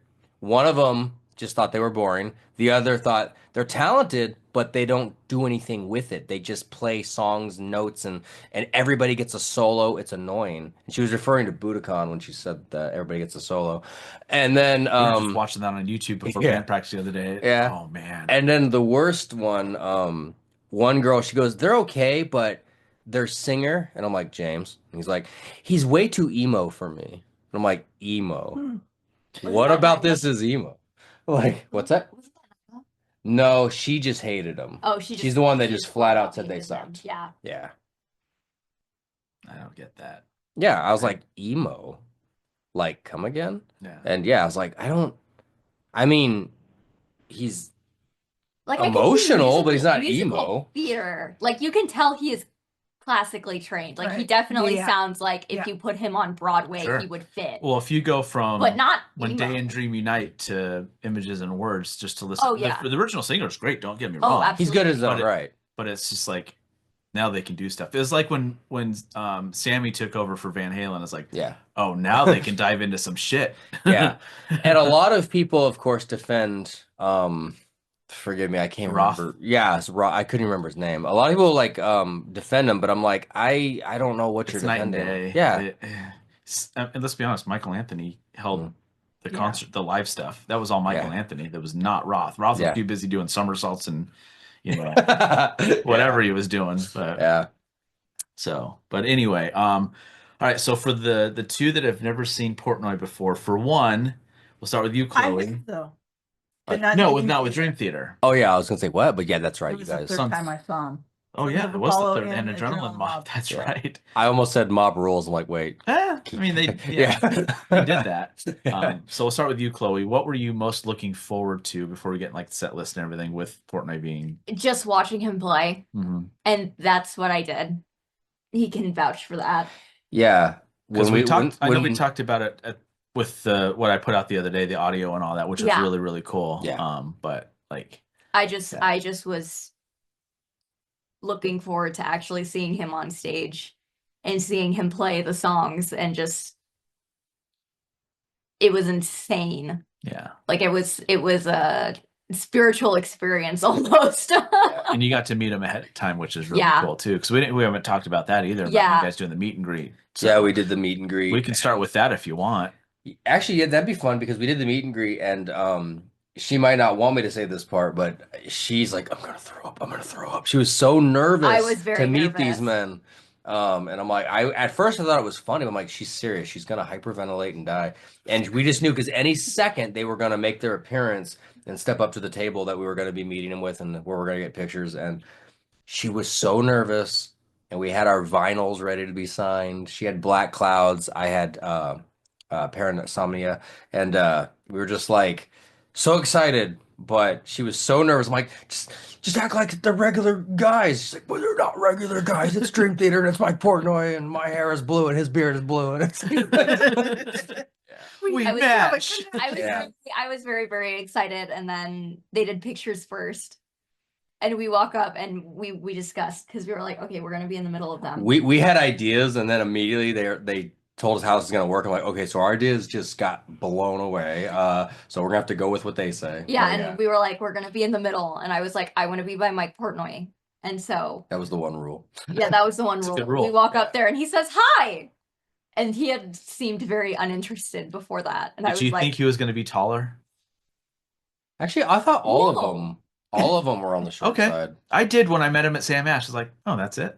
honestly, Not to put him He's down. gotta be Like, able, I'm, no, he's because gotta be I'm able to not reach, tall either, reach but those pedals. Like just because you always look at these people as larger than life, and you get Yeah. next to him, it's like, oh, all right. I think it's Cool. just because to me everyone's tall, because I'm 5'1", so Me like too. 5'1". I thought you were just 5 foot even. I'm- living a lot. I'm 5'1", so like Wow. everyone Ooh. is tall. She has her boots on. Yeah, when your boots on. I did have my boots on, Yeah. which my feet were killing me the entire show. That That's was another one story. thing I felt terrible about. She took her shoes off Yes, during I some watched of the performance. some of the show barefoot because my feet were Don't killing blame me. you. Yeah, I felt bad about that. I wanted the night to be so perfect. Yeah. So when her feet hurt, I'm like, no. Like, But we went and took pictures, and they were really nice. And then when we went to get our stuff signed, So how did it go? So did they take pictures? basically, you wait in line, you get Because your they're picture. all different. Yeah, once your picture's done, you basically circle back to the back of the line, and then once they get to the front again, they're like, okay, pause. They go to a They table. go to the table, and Okay. we go do the same That thing explains again. a lot from our perspective, because we're outside, we're watching, like, why does the line still super long, but it's Yeah. moving? Yeah, It's because they kept recycling it was just Got big it. circle. yeah. Okay. And so when we walked up to the table, Mike I was had the first. drum head. Mike was first, and I was like, "Hey, like I just want your signature on this." And he said, "Oh, do you want me to personalize it?" And I was Yes, like, I do. "Yeah." I didn't even What the think hell's that. my name? What's my name? What's my name? What's my And name? it's- Like, what's Spelt his- it right, too. He spelled it right, which no one ever does. Everyone always spells my name wrong the first time that they. Is it spelled like a normal CHLOE? Yes. Oh, Yeah. okay. But everyone always spells That it must be a drummer thing. CHOLE. We're smart. CHOLE is how We're they not always dum spell dums. me. But And he then didn't even ask. He just started writing and got it right. I'm like, oh, thank God he got that right. yeah.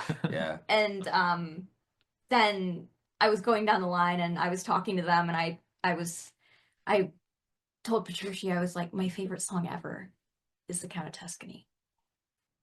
And so then I go to Jordan next, Jordan Rudez, and he's like, out of every song ever, you think that Count of Tuscany is the best song to ever exist? He's like, not Beethoven, not. And I was like, yes. He goes better than Beethoven's Fifth Symphony. That's, Like, I mean, that's a good that's one. what he said, It is a yeah. good one, And I but- said, yes, 100%. And he thought I was hilarious.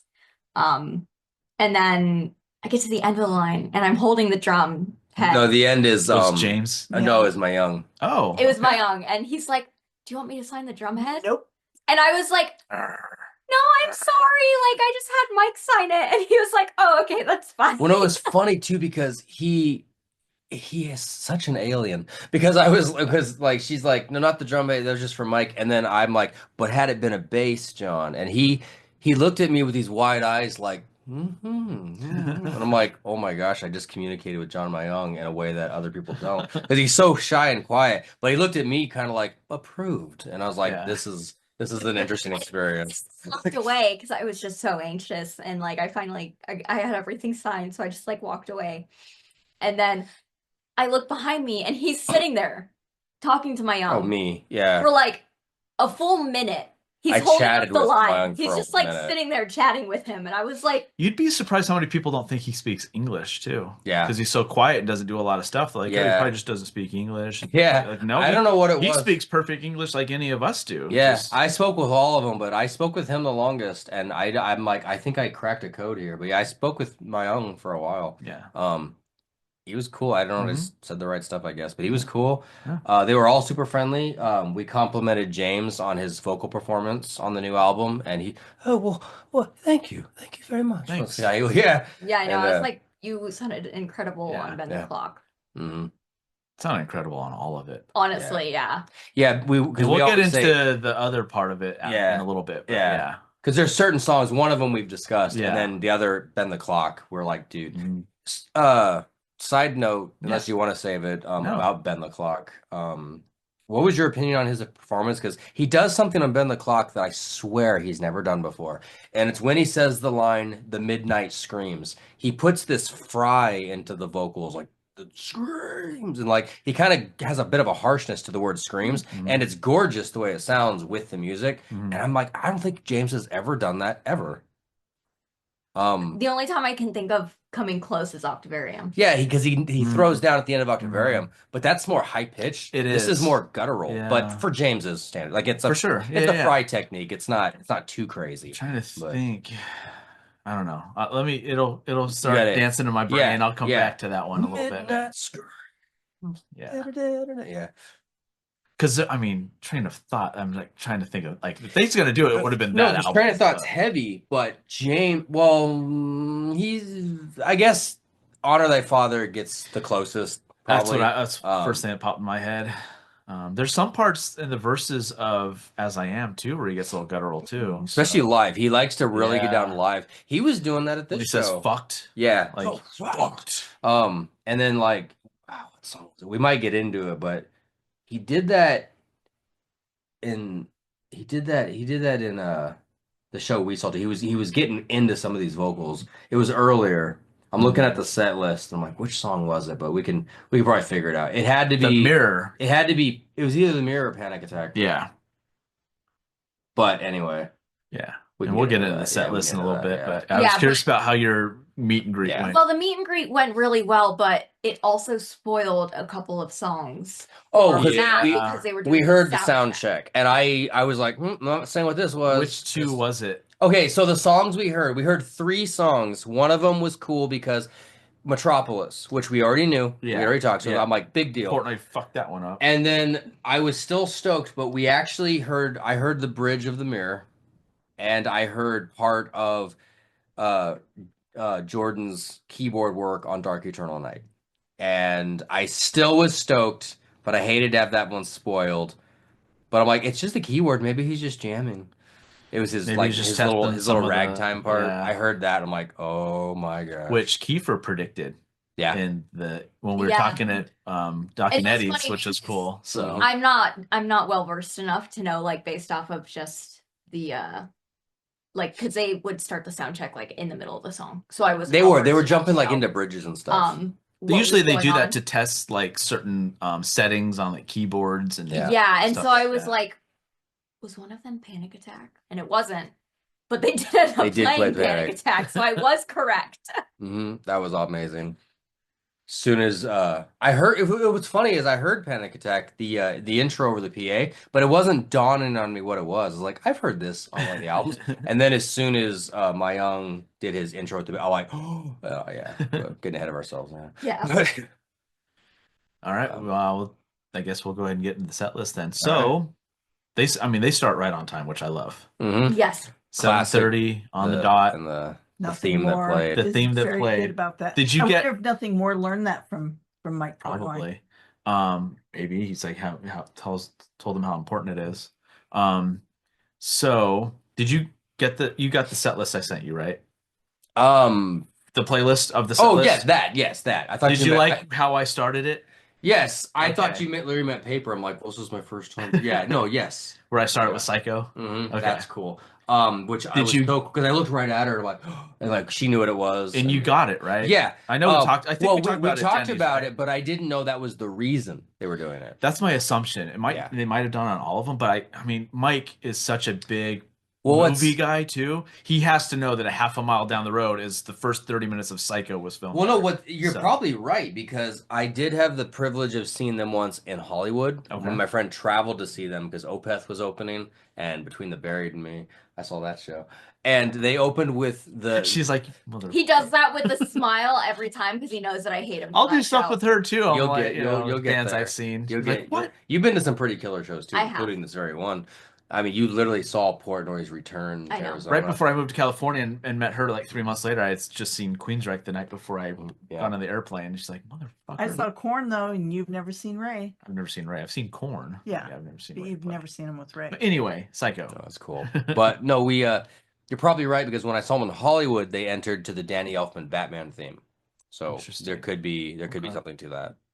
Yeah. Yeah, To me, I was like, this had to be on purpose. I would think so. Yeah. Because And I wonder how many people in the audience that were right over their head too. some people don't probably didn't even that. know it was Psycho. Yeah. Oh, classical music. Dun, dun, dun, dun. And then Yeah, transition to that. And I was like, oh. Part of me wishes I didn't know what they were going I to play. did but too. It was cool because it put my mind put me in the right state of mind for what was to come. Because they really had a good focus on some of the older stuff, and For that sure. was cool. Yeah. So the first song they did was Metropolis Part 1. The Miracle. Was that the exact title for it? Right? Is it The Miracle? I always just call Part 1 The Metropolis Miracle, 1. I think. It's right behind you, the CD, if you want to grab, or the album, whichever you want to grab. I'm pretty sure it's Part 1 The Miracle on the woofer. Oh, way back Yeah. So if you want to grab it, because they do a couple from this anyway. So they did what, 2? They did. No, because you got it in the encore. 3. Shit, that's right. Okay, Yeah, you're right. that's right. See what you did? You only took the plastic off there. But yeah. There's a certain way to do it. Yeah. It's The Part 1. Miracle and the Sleeper. Miracle and the Sleeper. Damn it, I forgot about the Yes, Sleeper. yes. So yeah, The Miracle and the Sleeper, yeah. which to me that was the song that hooked me when I was a kid. When I was in high school, like Pull Me Under was great, and leading up to all that was great, you know. But then once I heard Metropolis, I'm like, you can do this musically. You can do this, Yeah. especially that break, the instrumental part in the middle. Is like, holy shit, that is just insane. When did you hear that for the first time? Was it when it was new, or was it closer to 97? It would have been 96. 96, cool. Because I was my later. freshman year of high school. Someone was like, "Oh, you're a Rush fan? Check out Dream Theater." Yeah. Even though Scenes from a Memory is the album that got me into them, it would have been between Train of Thought and Octavarium. Okay. And my friend was a diehard fan, and he used Scenes because Scenes being a story of a murder and all that. He knew it was going to appeal to me, and he was right. That's what got me to delve deeper. I wasn't as musically, I don't know the word. I'll just say smart. Back then. But I liked it, and then it took a while for me to realize how great this composition stuff was. And I remember when Octavarium was coming out, my friend was stoked. I was having trouble with Octavarium originally. That was a grower for me. But by the time Systematic Chaos came out, I was like, Dark Eternal. I was on board. Yeah. So I was a little slow at Dream Theater for whatever reason. I don't know. That's all right. But that's okay because everyone knows I freaking love Primus, and I was slow to Primus too. It took a minute for me to get into Primus because I remember I listened to Frizzle Fry. And my friend's like, "Oh, cool, how's that?" I'm like, "It is one long bass solo while a cartoon yaps at you." But then later, I'm like, "It's amazing." But yeah, No, I get it. I get it. And all right, Andrea, we'll get to you with this one. Metropolis. So this is the first time you've ever seen Dream Theater. Mhm. What was your first impression once they came on and just got into it? Of course, I've seen Mike Yes. twice. Yeah. So I was more interested in seeing the dynamics of the other players, which John Myung's just a beast. Especially on Metropolis, a beast. where he does the Eddie Van Halen, Yeah. that bass line. Yeah. All right. Yeah, we had a very good view. We had a very good view of my young. Oh, it'll still pick you up. Oh yeah. Where we were. Yeah. You have a commanding voice. You'll be heard. And it picks up pretty well. I could hear the CD going and stuff when I put the headphones on originally. But yeah, you guys had a great view. So, Chloe, Portnoy, first time, because you talked about it at the Doc and Eddie's and all that, but you didn't want to watch any videos or anything. Yep. So Didn't see anything. what was your impression when I it mean, finally kicked off? I was blown away. I was incredibly impressed. I was a sucker for these theatrics, which he also is a sucker for the theatrics. Yeah, throwing his sticks, twirling his sticks, all of that. And then several times he would catch my eye because I was literally just the entire concert. I was just sitting there like laser focused. Yeah. And it was super cool, especially because they went straight from that into Metropolis 2, which I didn't expect them to do. Yeah, with the overture. Overture That was cool. 1928, yeah. Yeah. Actually, it's funny. I hadn't even made that connection. Yeah. I was just so excited to hear scenes from a memory I didn't even make the connection. You're a good teacher, Matt. Metropolis You're 1 and like, Metropolis 2. Wait, I didn't think of that. Like, yeah. Metropolis What's 2. funny Pretty is- genius, actually. I didn't even. When we were there, I actually got the book. So I started reading the book while I was in okay. treatment. So that had all the artwork, right? Does it? I don't know. I hadn't looked inside. We bought it. I handed it to you. I hadn't looked inside. I didn't look inside. Remind me when we're done to show them Wait, what we got, though. Wait, Because they haven't what? seen that yet. The CD thing? You were reading yeah. it. Yeah. Yeah. But you did look inside. But I didn't like past where I was reading. Oh, I I was see. just You didn't reading. flip forward. I see. Yeah. I was The like, booklet. what? yeah. Yeah, literally scenes from memory. Yeah, no, because when they first came out. That book. No, the I'm novelization. sorry. The I thought you novelization. meant- novelization. Because I was a little pissed too with the merch. They were supposed to be selling the booklet, the tour guide, whatever. Oh. They didn't have it. No, maybe It has all the didn't. Hugh Syme, which I mean, being that you're getting into Rush Chloe, Hugh Syme is like the Rush art guy. So. Yeah. Yeah, no. I will say something that was odd at the end. Well, I don't know at the end of what is the concert? it's regarding Mike Portnoy. Okay, we could get into it at the end. I know what Okay. you're gonna bring up. Okay. Yeah, Okay. I know what you're gonna bring. Yeah. Okay. You're right. Yeah, I know that was weird. Yeah. That was weird. Yeah. Yeah, make sure you bring that up Yeah. at the end. And so they get into what Strange Deja Vu next, if I can read backwards, correct? Okay. Yes. Yeah. Yeah, Because I haven't Overture, memorized Strange set Deja Vu. list too much yet. Yeah. I mean, the first three were just juggernauts. Mhm. Yeah, Actually, no, the they first just- five, really. Yeah. But I'll say for me, everything that I looked, I'm like, okay, I know what you mean. Yeah. So the first five. first five, Yeah. yeah. Although I like what's after that, but I know why you paused there. Yeah. But yeah, And we'll get to that in a few. the too, first but- five. In fact, I'm first five. fairly certain around Mirror or Panic Attack, which is what came up after Strange Deja Vu. I looked at her and I'm like, this set list is incredible. Yeah. And it was funny because basically every song that he wanted to be played They- was played. Other than the obvious, which was Honor Thy Father, they mine was As I Am. yeah, they really did. They did. They literally played my because you asked me what's your 5 songs, and when I sent them to you, other than Honor Thy Father, yeah, because I even said like something heavy from Awake, like maybe Lie or The Mirror. The Mirror. I would take neither one, so there was that, and yeah, some of the others I'm looking at here that we'll get into. Yeah, they really did. Yeah. But I knew they wouldn't play Honor. In fact, I meant to say this, even though it might have annoyed Portnoy when we were doing the meet and greet. I almost want to say, hey, next time you're in Arizona, can I put in a request for Honor Thy Father? But because if you're gonna say it to someone, Portnoy's the one. But Yeah. I don't know, either will or won't. I don't know. My big thing with if I was to do the meet and greet is I was going to write on a piece of paper, if you do Pull Me Under, may I play on the second side of the kit with you? And write it down and give it to him so I don't announce it and everyone hears it, but he can be like, yes or no. Yeah. I was like, because that would be fucking awesome. He's got the other set. I've seen other drummers play next to him. Yeah, on the he did that in gig, so- Budokan, didn't he? I Yeah. don't know if it was a song. But he has a dude out of the audience jam with him. Have you seen that? Yeah. Yeah, Yeah. yeah. He So- pulls the guy from the back all the way up to sit So on the it's kit like, with him. if I'd have done the meet and greet, I would have done that straight Yeah. on a piece of paper. Hey, if you're, because I can play Pull Me Under with my eyes closed, half asleep. So That's cool. yeah.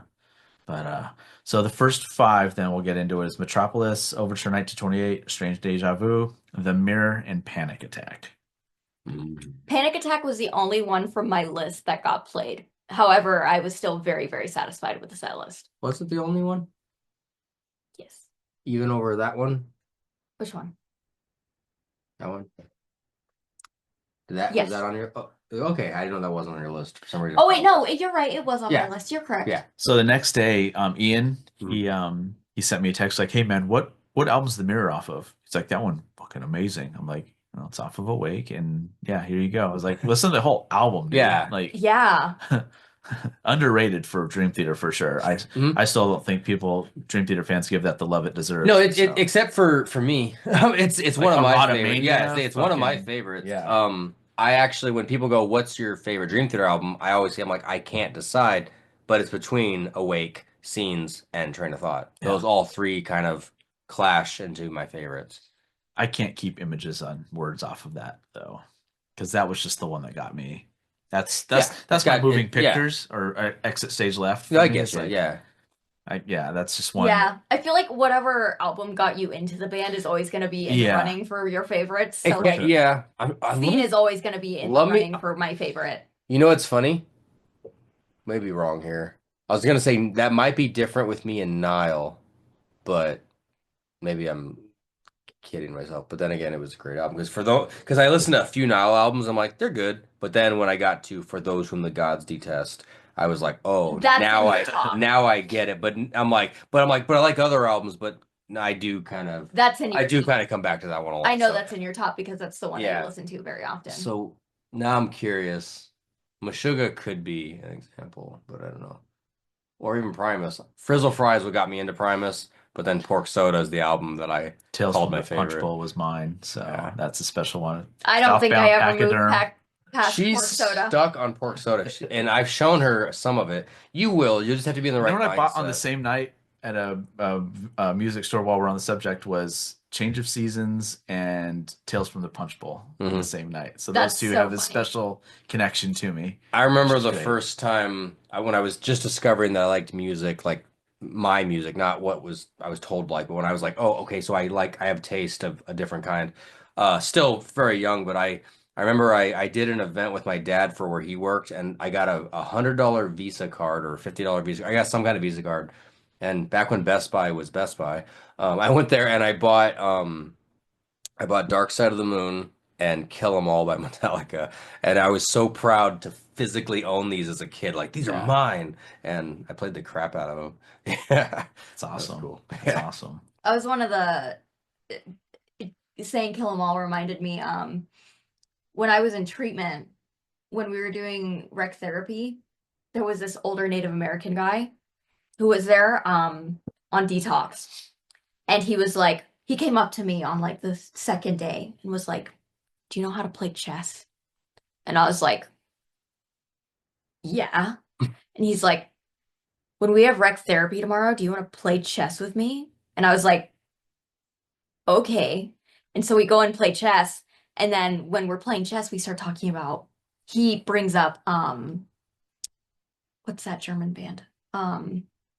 Rammstein. Yeah. Oh, I was like, I'm He gonna go brings up Death. Rammstein. So. And I was like, I'm going to play Master of Puppets. And so he's like, that's a masterpiece. And so we're sitting there talking about how the first 4 albums of Metallica are like a masterpiece. That's funny because that Dream Theater plays Master of Puppets right Yeah. next to Matt right there. Yeah. And we literally were just sitting there talking about metal while playing chess. And it was just such a funny thing to happen because it was just some random guy that I met who was just at the same treatment center as me. And he's like, I was like, Pantera. And he's like, I love Pantera. And I was like, cool. Yeah. That was cool. But we talked about Kill 'Em All because he was like, Kill 'Em All. Like that was great because like he was older, so he was like young when Kill 'Em All came out. Yeah, Yeah, that's cool. that's awesome. He's a cool dude. Yeah. I'm all saying that like I know him, but yeah, sounds cool. Cool. All right, so did you want to talk about the next one, Max? You're probably more familiar with it than I am. Oh yeah, after Panic Attack. After Panic Attack. Yeah, now I wasn't shocked by this one only because I had heard they had played this because I had wondered were they going to play Mangini material, and Portnoy was open to it, but I noticed that whenever he would talk about a song, it was a ballad. Portnoy was more interested in I think the feelings and emotions of what they laid out more so than Mangini's actual playing. Yeah. And this is also sad. I also heard an interview that Mike admitted, or Portnoy admitted that it was difficult to listen to the albums with Mangini. I can imagine. Yeah, I'm sure I it can was. imagine. But he pulled from it. One song he pulled from it was Barstool Warrior, which is a ballad. And speaking to someone that isn't the biggest fan of that era or really even I don't know any of it at all. I don't know. It is a pretty good song. Okay. It's actually I was hoping the two they played would impress me, and they just didn't. they picked ballads. Barstool There's a Warrior, lot though, of people that sat down during the two Mangini. Well, here's the thing though. So have you never listened to a single Mangini song? I listened to the last album, the one that had the alien on View it. from the Top of the World. Okay. I was gonna say, and you didn't like it? I liked it, but nothing stood out. I was to gonna me. recommend songs. The Alien being one of them. Yeah. Impressive drum work. It's just Sure. different than Portnoy. Yeah. It just still didn't have that Dream Theater. What about Dramatic Turn of Events? Did you never listen to that either? The one with the alien was the only one I listened to at all. I couldn't do it, man. I understood the Roth Hagar thing. Finally, I was like, I gotta stick with Portnoy. I'm gonna go see what he's up to. I get it. And yeah. Okay, so on this set there are two ballads from Mangini. Barstool Warrior. If you were gonna tell me like, hey, pick two Mangini ballads, the first one that would have come to mind is Barstool Warrior. Okay. It is a pretty powerful when I put song. the set list together to send to you, I had no idea. Like all the Portnoy stuff, I was like, I know what album. Like Barstool Warrior, I have no fucking clue what album this is on. So I had to just go through all the Mangini stuff. And In find fact, them. it's funny because it's Distance Over Time, right? Or do you remember? I don't remember. Yeah, which is their other best album with Mangini. I think the last two albums they ended on him with were his best. Okay. I would also say Dramatic Turn, but Petrucci had a lot to do with that. So as far as Mangini coming into his own, the last two albums they did were the best in my opinion, and Barstool was on it. It's a very pretty song that I think has a lot of Rush DNA in it. Okay. And James LaBrie shines on it too. And I think that's why Portnoy picked it. It was moving, and it was a good departure from the five killers that they just opened with. So I like that song. It's a standout for me. I didn't need to hear Mangini. I thought it was good on Portnoy's part. Good sport. I think so. I think it was just let's get this out of our system on this tour. Next time around, we don't have to do any of this. Because I'm glad it wasn't like the alien or something. Okay, so what would you have rather had in its place?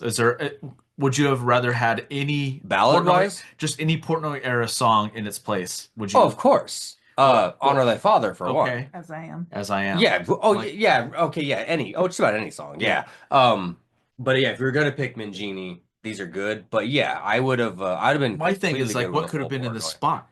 Yes. What is it? A 5-6 minute song, probably. Yeah, something like that. So let's throw in, let's find something else that we can do 5 or 6 minutes on. Let's do like Erotomania or something off of or what they didn't do anything from Falling into Infinity, right? Nothing from No, Hollow Years. Hollow Years. They did Hollow Years, which is next. Oh, that is. Okay. So that was like the ballady part of the show. They play something. They did not play anything.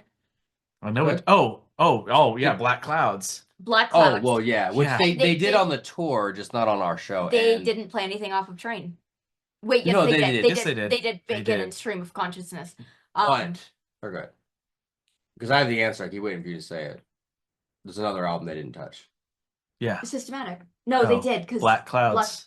They also didn't play 6 Degrees. Nothing off 6 Oh Degrees. yes. A 6 Degrees. They didn't play because anything off 6 Degrees. because I actually take it back. I Test also to Stump Them All would have been I fucking also good. because I also wanted Glass Instead of Prison. Barstool. Oh, I Glass would've Prison. I wanted Glass loved Prison. Glass Prison. Well, I think they're waiting, and you know my theory, and we could talk about this in a little bit on my theory of No, what they're gonna do yeah, next. because that was actually something that irritated me. Yeah. Strangely, that there were no AA songs. Yeah. That did. Last time we also had the pleasure of hearing it's from 6 Degrees. Shell. What the Solitary Shell. Solitary Shell. Yeah. Good. Thank you. I'm like here for you. Shell song. That's all I needed. Shell. Yeah. That's all I needed. They played that last time we saw them, which was really They cool. did, yeah. That was nice. But even if like we were supposed to if we were to replace Barstool Warrior with a ballad from the Portnoy years, I would have much rather heard like Wither or like something like Wither would have been badass. You would have cried. You cried. I would have cried. Yeah. I cried during. You cried during Hollow Well, and we'll get to that later too. But next one's Hollow Years. They should have played Withered as a tribute to Portnoy himself, I think. I cried during Hollow Years. I was sitting there. I was close. That was the first one that got me close. Hollow Years. Oh, that's such a great song. Yeah, and that intro, that gorgeous Petrucci intro. Yeah. Yeah, I even leaned into you. I'm like, this is beautiful. I literally said that to her. Yeah, I was very moved. In fact, Barstool into Hollow Years for me was very moving. And I wonder if that's why they did it that way. Maybe it went. The subject matter is similar too. Yeah. And then after that is one I was really hoping that they would play. Yeah, when I heard that. Under a Glass Moon. Yeah. Yeah.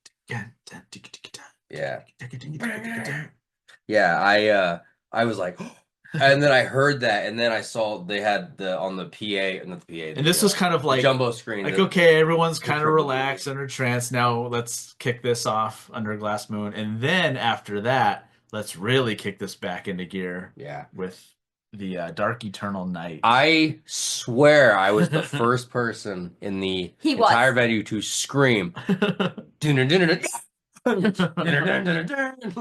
that scream too. Yeah. I think the three of us, as soon as I heard it, we were a screaming trio. Me, you, and Kiefer were like, yeah.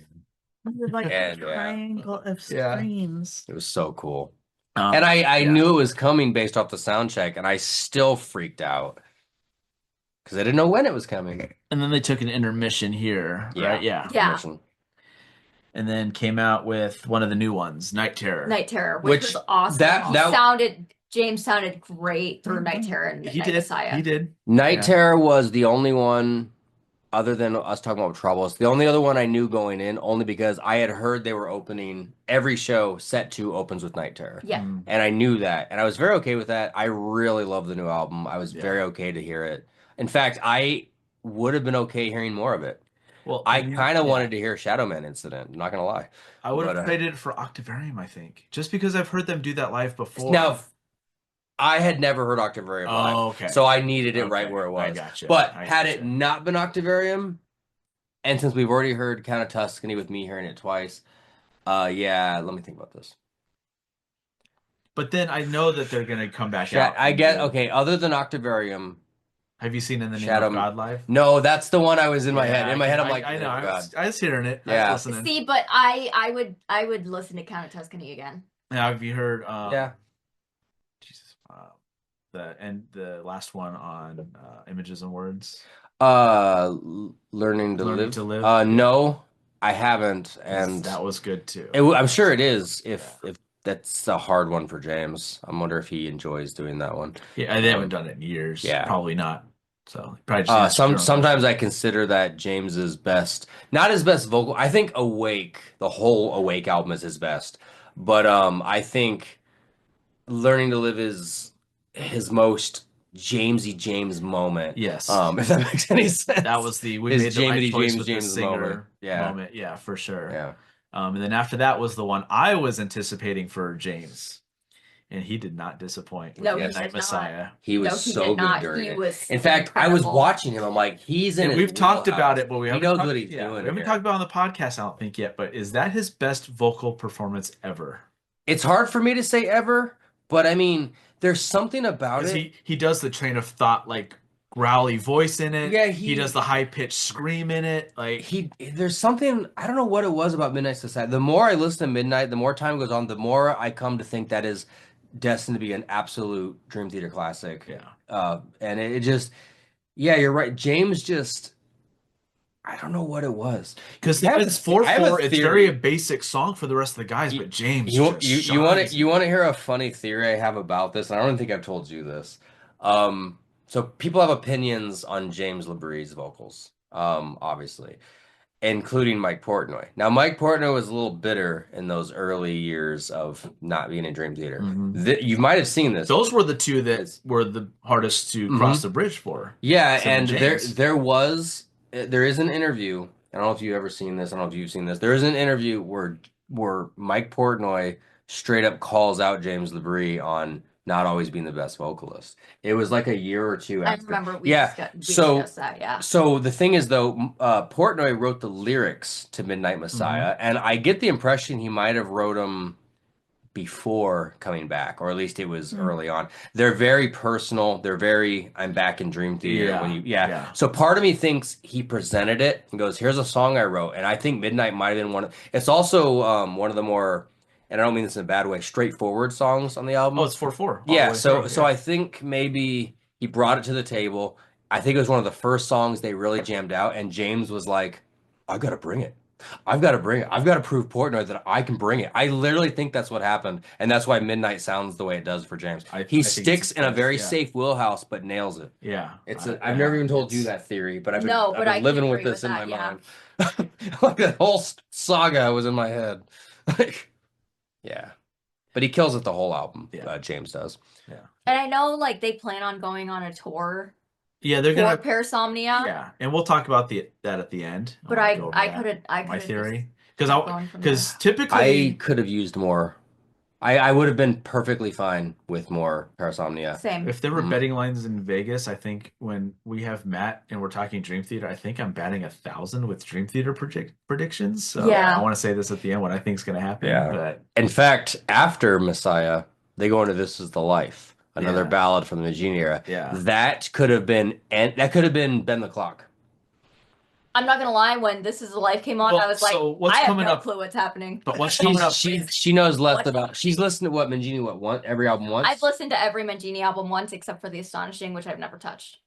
Oh yeah, we don't like the Aston. That's the only Dream Theater album I don't hate it, but I don't just like don't it. wanna I listen to it ever just again. I'm not gonna listen to it. Matt is much more open-minded when it so comes to Dream this Theater is than I when- am. Well, because I also This is when As I Am could have been put in. Yes. Because what we're getting into after this too. And you have listened to View from the Top of the World more than once. I have. Which is their best Mangini album. I in our enjoyed View opinion. from the Top. that's the one I Not say as it's much. right. Okay. Yeah. Not as much as As anything. I else. just heard as from a anything few else, people but give it a shot, and I was like, Okay, all here's the right, thing give it too. a shot. Let's live in a hypothetical world where Portnoy's not back and Mangini's still here.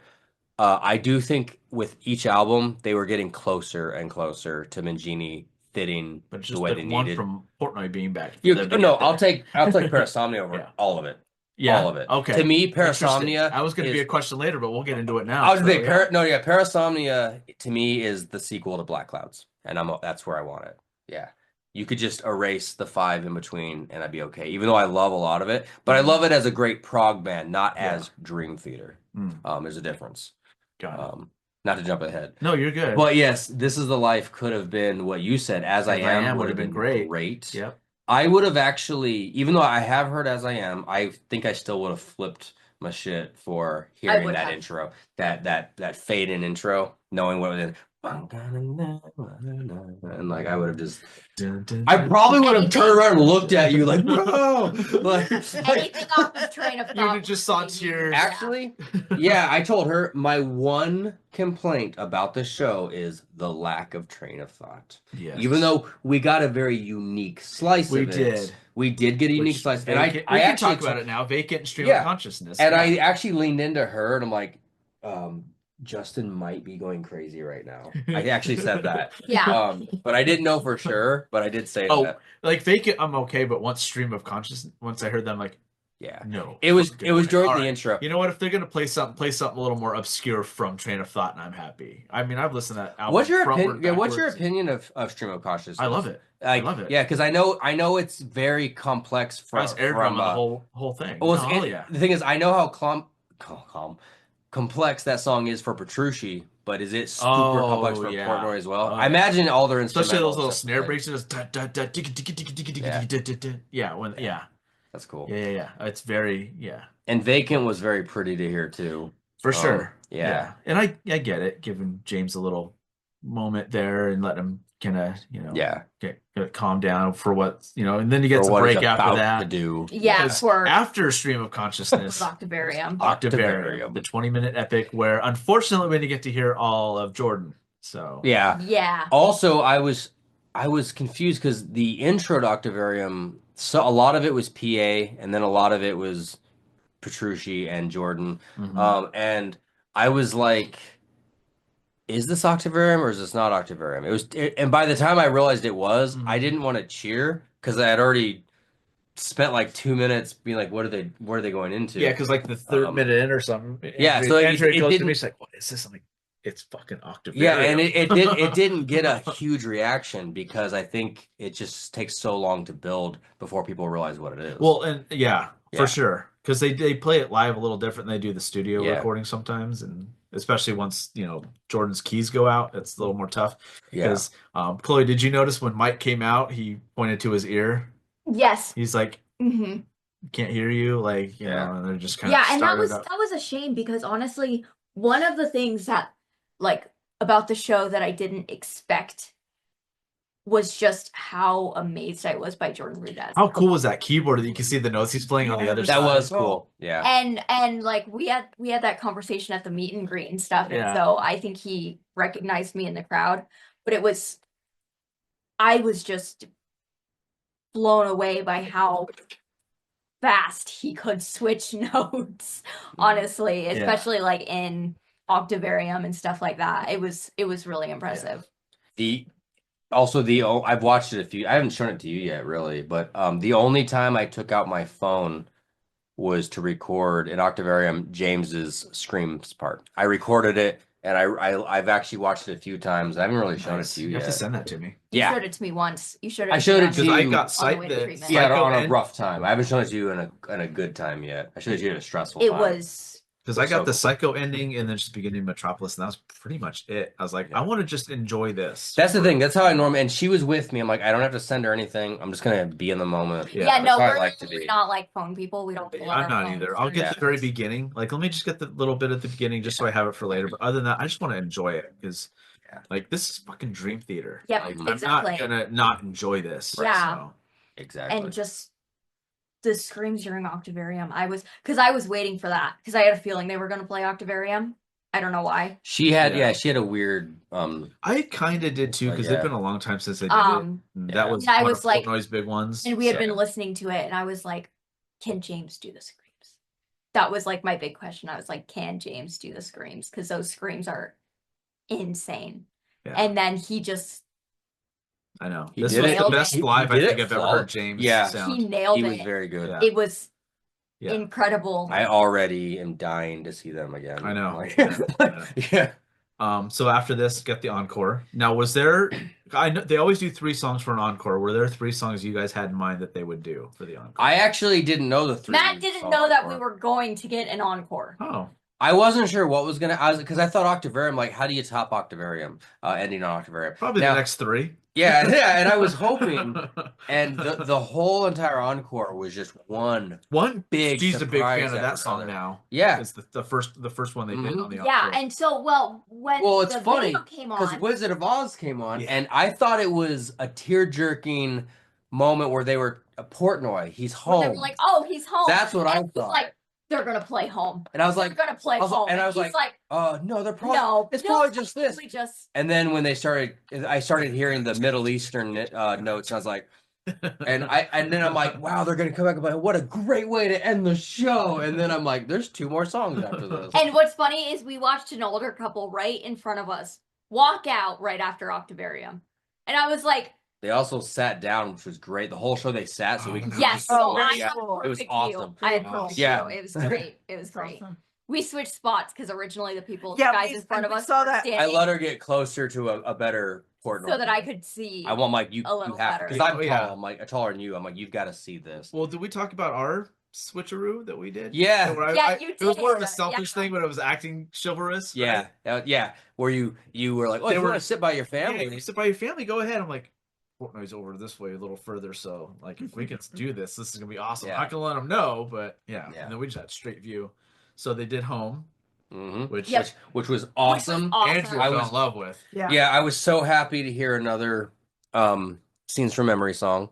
And Home is also, I think, one of the songs that really got you into them. It was. Yeah. I remember because we were driving home from seeing The Mastodon show. the Mastodon. Nice. I'm like, so you like Prague? And Let he me was show like- you he this was other like, band. I'm in this band because they're coming to town soon, and like They I were want coming you to with Mangini at the I time. want you to Mm. go with me, and I was like, okay, and he played me Pull Me Oh, Under. It's I was cute. like, okay, that was good.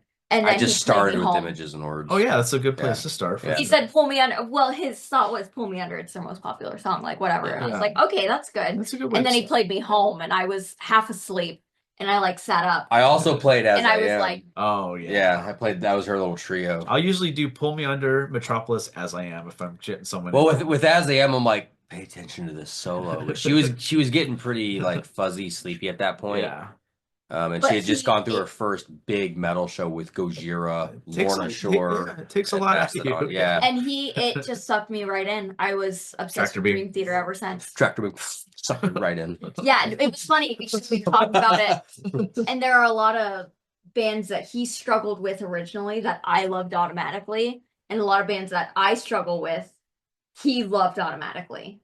Can you name one of the ones I struggled with? that Dream you're talking Theater. about? Oh, you mean in our lives? I Yeah, thought you meant you showed me that. I'm like, I don't like this. And I'm like, what are you talking about? I mean, like bands that when you were first discovering That's that right. you struggled She with. was hook, line, and sinker for Dream Theater, and it took me a minute. Yeah. But it's because, And as soon as I gave Well, doesn't My matter Miss a good why. listen, obsessed. well, because because with me, I taught myself metal. I didn't have like a friend or anything loaning me. Like I got myself into metal, so my ears had to like be trained to understand. Basically, prog is what we're dealing with. Yeah. I was used to I liked things that were heavy. I like things that sounded like the mosh pit.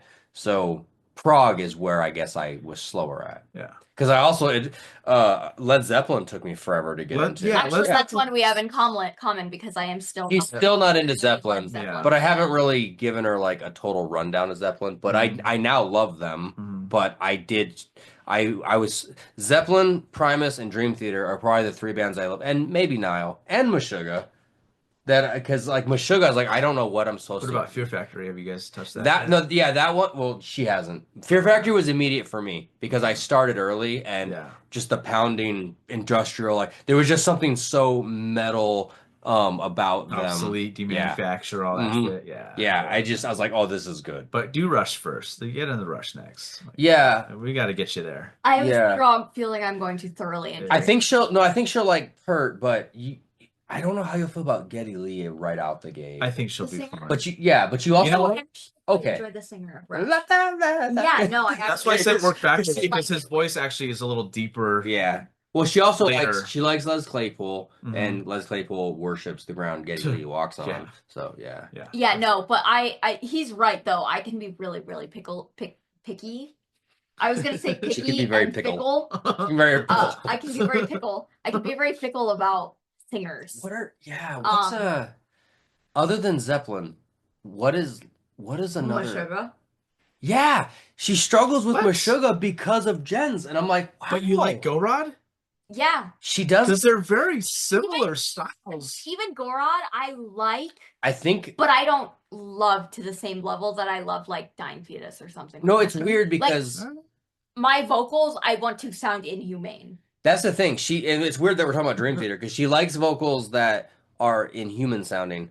Uh, But and Dream and Theater is a different story. and Meshuggah, because she compares him to a lot of more hardcore singers, and I'm like, I get it, but you, I just don't think it's clicked yet. But maybe she doesn't have to like him, but I'm like, maybe this hasn't clicked yet. Yeah. But with Dream Theater, it's Because a she little also bit doesn't different. like Dillinger Escape Plan because of the vocals. Yeah, Which but is crazy. I never understood them anyway. Really? I like Dillinger. Yeah. Dream Theater is Mathcore, different man. because it applies. Same thing with Five Finger Death. No, Five Finger Okay, is I different. don't. Them and Ghost, I do not get it. Okay, Yeah, Ghost. neither do I. I get why people would like Ghost. I'm not a huge Ghost fan, but I get that because they are very power sing along, like big. But it's not metal. It's not even hard rock. I was a gonna lot say of because times. Five Like, Finger, No, because already you it's said tricky. Five Same Finger. with Five Finger. I'm It's like Five what Finger and is this? Dillinger are not alike, but you're just naming bands that are popular. Yeah, Yeah. that people think is like what we listen to normally. Yeah. It's like, no, it's not. Oh yeah, people worship Five Oh, you Finger love and metal, so you Ghost. like Five Finger? No. Oh, I don't. hear I'm even sorry. though I don't dislike them, I hear all the time, "Oh, you like metal? Like Slipknot?" And I'm like, "What? Heavier, like death metal." They're like, "What's heavier than Slipknot?" It blows their mind that there's heavier than Slipknot. I'm like, dude, Pantera. I'm like, Slipknot to me is like we can go before is Slipknot. like Pantera, gateway, it's like Metallica, gateway metal. yeah. Do you like Like- Acacia Testament? Strain? Yeah. I know. Here's the thing. I do, but not.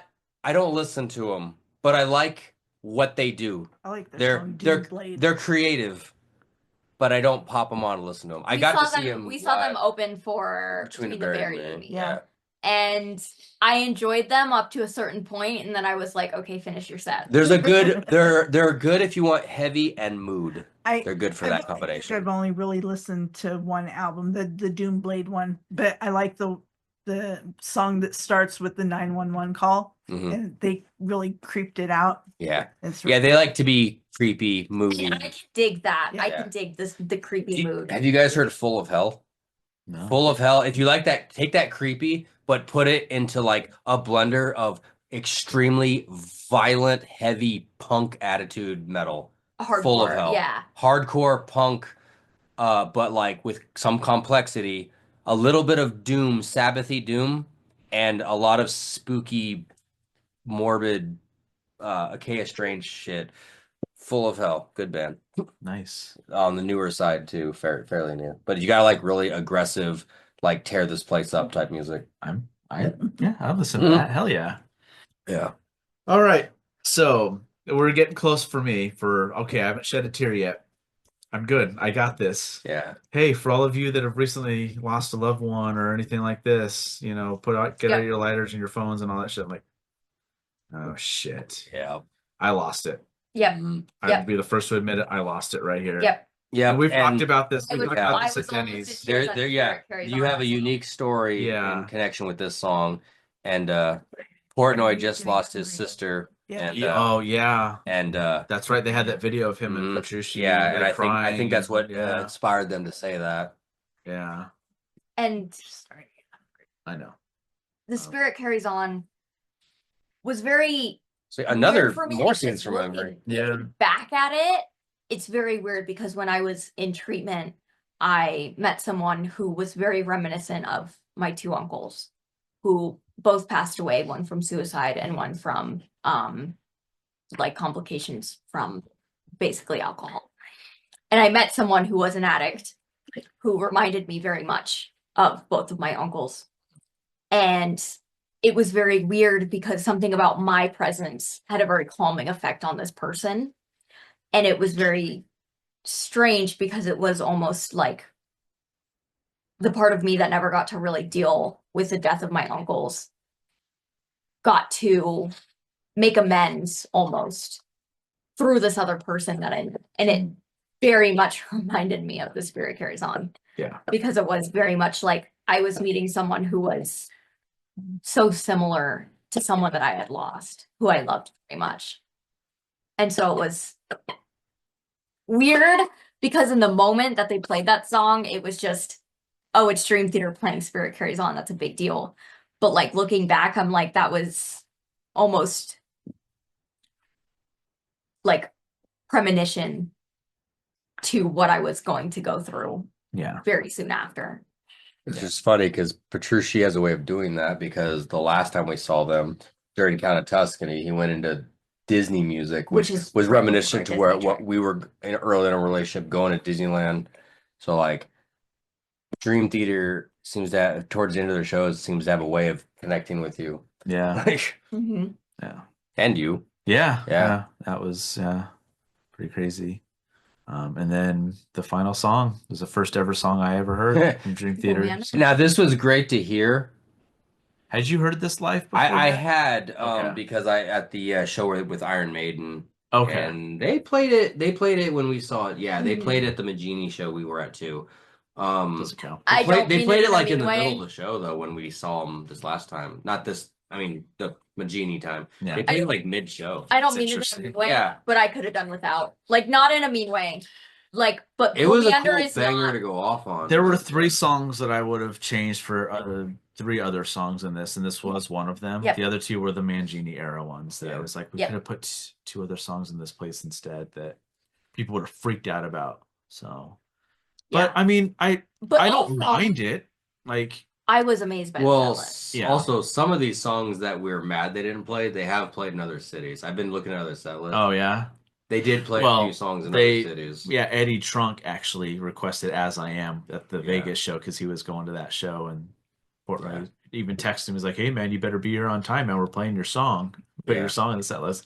And then he said what it was, like, "Motherfucker." Yeah. And Yeah, then no. they played it in Texas, Yeah. and they played, even though it wasn't I know, Count of they're Tuscany, hungry. they did play Rite I of know. Passage. Which I would have enjoyed. In a few cities before. I would have That'd have enjoyed been a Rite good of one too. Passage. Yeah. So yeah, Barstool and This Life, replace that with As I Am and Rite of Passage. That'd have been cool. After Panic Attack, But Rite of Passage. genuinely- How cool would that have been?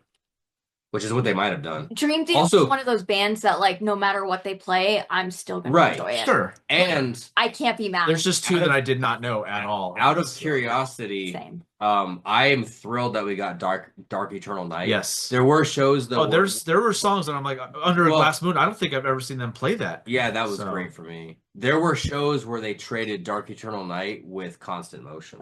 How would you feel about Oh, that'd have been fucking cool too. That would have been cool. Yeah. But I enjoyed Dark Eternal Night. I'm not gonna lie. that? I wanted Dark Eternal Night. Yes. I've heard both. I Yeah. was on the Yeah. Chaos in Motion tour. I heard both. Yeah. Yeah. The first live Dream Theater song I ever heard was Constant Motion. The first time I ever saw them That's play, true, they yeah. opened with Constant That's Motion. true. Yeah. So that That was is true. badass. And that was at the same theater, right? theater. Okay, Yeah. I was at that show. God damn it. Yeah, I was there. yeah, yeah. Cool. So overall, what was the 2 ladies? What were your overall impressions after the show? Oh, and then Singing in the Rain played, which Yeah. I mean, that's one of our top 5 movies of all time. Oh so yeah. that was great. No, I was But- just I was like in bliss after the show. I was Because you just guys so happy. stayed up there for a while. We came to find you. We were hoping Portnoy would throw some sticks out. That's what I was So hoping I'm for. on the Mike Portnoy forum. On one of the rare ones we got invited because we had the guy that runs it on the show. Mhm. And I've reached out to a lot of them. And they said that he's not doing it this time because he's actually selling them after. Because you heard about that scam that happened, right? Yeah. Where 2 people bought all of it. So I think he's going to be doing that. He's going to figure out a way to maybe even do Where- it city by city and prove that you were at We're- that show. Okay, so we'll keep an eye on that. Yeah, Yeah. so keep an eye out for that. And if I see anything, I'll let you guys know too. Yeah. Yeah. Absolutely. I'm gonna reach out to the guy that runs at Kyle Fagala and say, hey, if he's gonna sell any of his Phoenix sticks, please let me know first. So I'm gonna reach Absolutely. out to him Yeah, soon. yeah. Yeah. And just Because like we have some. Because I'll just get you guys a pair. I'll get Yeah, a pair. and- yeah. and my thing is like I collect sticks for fun. I have Cryptopsy, I have Lamb of God, I have like a lot. Yeah. Fetus. I have That fetus, sounds funny. Dying fetus. That doesn't sound I any have less Niall. funny. Yeah, I 4 have, o'clock I to you collect, is- I collect sticks. I have Niall, but 435 to Every you sugar. is my collection. Yeah. You but they're have- ours. but they're ours. We share. But my collection will not be complete until I have a Dream Theater one. But I almost think it's a sign I was so that my collection isn't complete because I didn't ready. get a Dream Theater one. I should have. was so You know what? I ready. should have given you my adrenaline mops. It's not signed. It's just game used from that night that he handed me. And that's honestly that most of mine are the same way. The only one that I think is signed is George signed my Nile one. the Nile one is signed. Yeah. my Cryptopsy one is also signed because we saw them on the same night. Oh, at that's the right. He salon. literally in person He signed that. did in person because Do you have a we Go Rod signed? Oh, yeah, we saw Death to All, and I had a panic attack, and I had to go outside for a little bit, and I came back in, and I was standing there. I had my stick in my hand, and it was under my arm. Because Cryptopsy opened. And all of a sudden, someone's pulling on my stick, and I turn around ready to punch. And then I see it's just Flo, a stick. Those the are the drummer from Cryptopsy. Flo, they call him. Yeah, and he's like, "Oh, I'll sign it for you." He was such a cool dude. And it was his birthday. They were celebrating his birthday. They gave and him so they gave him like a pyramid of Coors Light. He gave us two. He gave us friggin' two. Flo from Cryptopsy gave us beers. It was so sick. Yeah, so he signed my stick and he gave us beers, and he was such a cool dude, and like he's one of the only like OG members of Cryptopsy left. He's the only, I think. He is the only OG Cryptopsy member left, and like actually, it's funny because theoretically he's not either. He joined the band later, but he's the OG from when they debuted an album. yeah, but like such a big deal to me because their album, why can I not remember their album name? I love. Oh, None So Vile? No, not None So Vile. Their newest. Oh, Gamora Burns. Yeah, as Gamora Burns. That was one of my first death metal albums that I really liked. So that was like a really big deal to me. That's true. That was one of your get into death metal albums. Yeah, he's like, we're gonna go see this band called Cryptopsy, and he showed me None So Vile, and I was like, the vocals are just. Yeah, and I remember I played video games early in our relationship. I was playing video games, and like she'd be getting ready in the bathroom or whatever, and like in between games, like I'd hear As Gamora Burns playing from the bathroom. Like, are you enjoying that? Like, are you getting into this? Like, nice. Yeah. So what were you going to bring up? The weird thing at the end of the show when they all came out to the front of the stage, I don't know if you guys noticed, Mike Portnoy started jumping up and down and he was waving. Yes. Yeah. But Justin said, he's looking at me, and I'm like, are you sure? And so he kept doing that and kept and just went like this. He went, yes. And like that. And we don't know if it's because we've had the forum guy on the show. He's good friends with and him, he's B. like really good friends with them. We don't know. But he's like, he's waving at me, and he's And like, I look behind me everywhere. I'm like, there's no one else like making any I gestures. saw him doing that. I started doing that too. Yeah. That's Because I always really like cool. look behind me first, make sure there's not like anyone I would recognize that he would know. And I was like, no. And as soon as I waved back, he stopped waving. I was like, and he was like, that's Yeah. just went like this, and he Yeah. went like that. It was weird. yeah. It I is don't know. interesting, yeah. So, I mean, unless he has a really good memory and remembers me from the adrenaline. I was show, gonna say that. I'm like, LA. that's pretty crazy. Ow. Maybe. Be gentle. I don't He know. remembers them effing drum licks he plays. So maybe. Yeah. Like, All right. Well, cool. Thank you for doing this. Yeah, of This was a lot course. Fun. Thank I mean, we you. got Dream Theater for Yeah, I days know. and nights That's and the everything. problem. I know. I'm And, like, I could talk about Dream but Theater Till forever. Dave glad, dreamed I'm it glad Chloe and Andrea got to see you got to see your first ever show with Portnoy, which is great. Yeah. Chloe had to wait for it a little bit longer. It was timed nicely. Her story arc of becoming a fan and seeing Portnoy is a very cool story arc. So yeah, We Mhm. took It 3 works. days off for this show. So nice. yeah, that's how important it Yeah. was. I was so glad it was on because for me Monday through Wednesdays are best. Okay. So it was a Tuesday, right? Monday through Wednesday is the Yeah. worst for us. Yeah. So I was like, it's on a Tuesday. I took work off. I take work off for certain shows like this. 2 Saturdays from now, the aborted show. I'm taking work off. Yeah, for that. I'm taking work off So, of it so we do it as as well. Yeah, because you gotta. If I'm not by the stage, I'm grumpy. Is So it the 22nd? It's the 15th. 15th 15th. is the aborted show. 22nd is also My Saturday. anniversary. Because we're supposed to go, we might go see Arch Echo. Well, On that's the on 18th. like a Tuesday. Yeah. That's on the Yeah, that's a 18th. few days after Mm-hmm. the aborted show. Yeah. Awesome, guys. Thank you. Yeah, Yeah, thank of you. course. Thank you.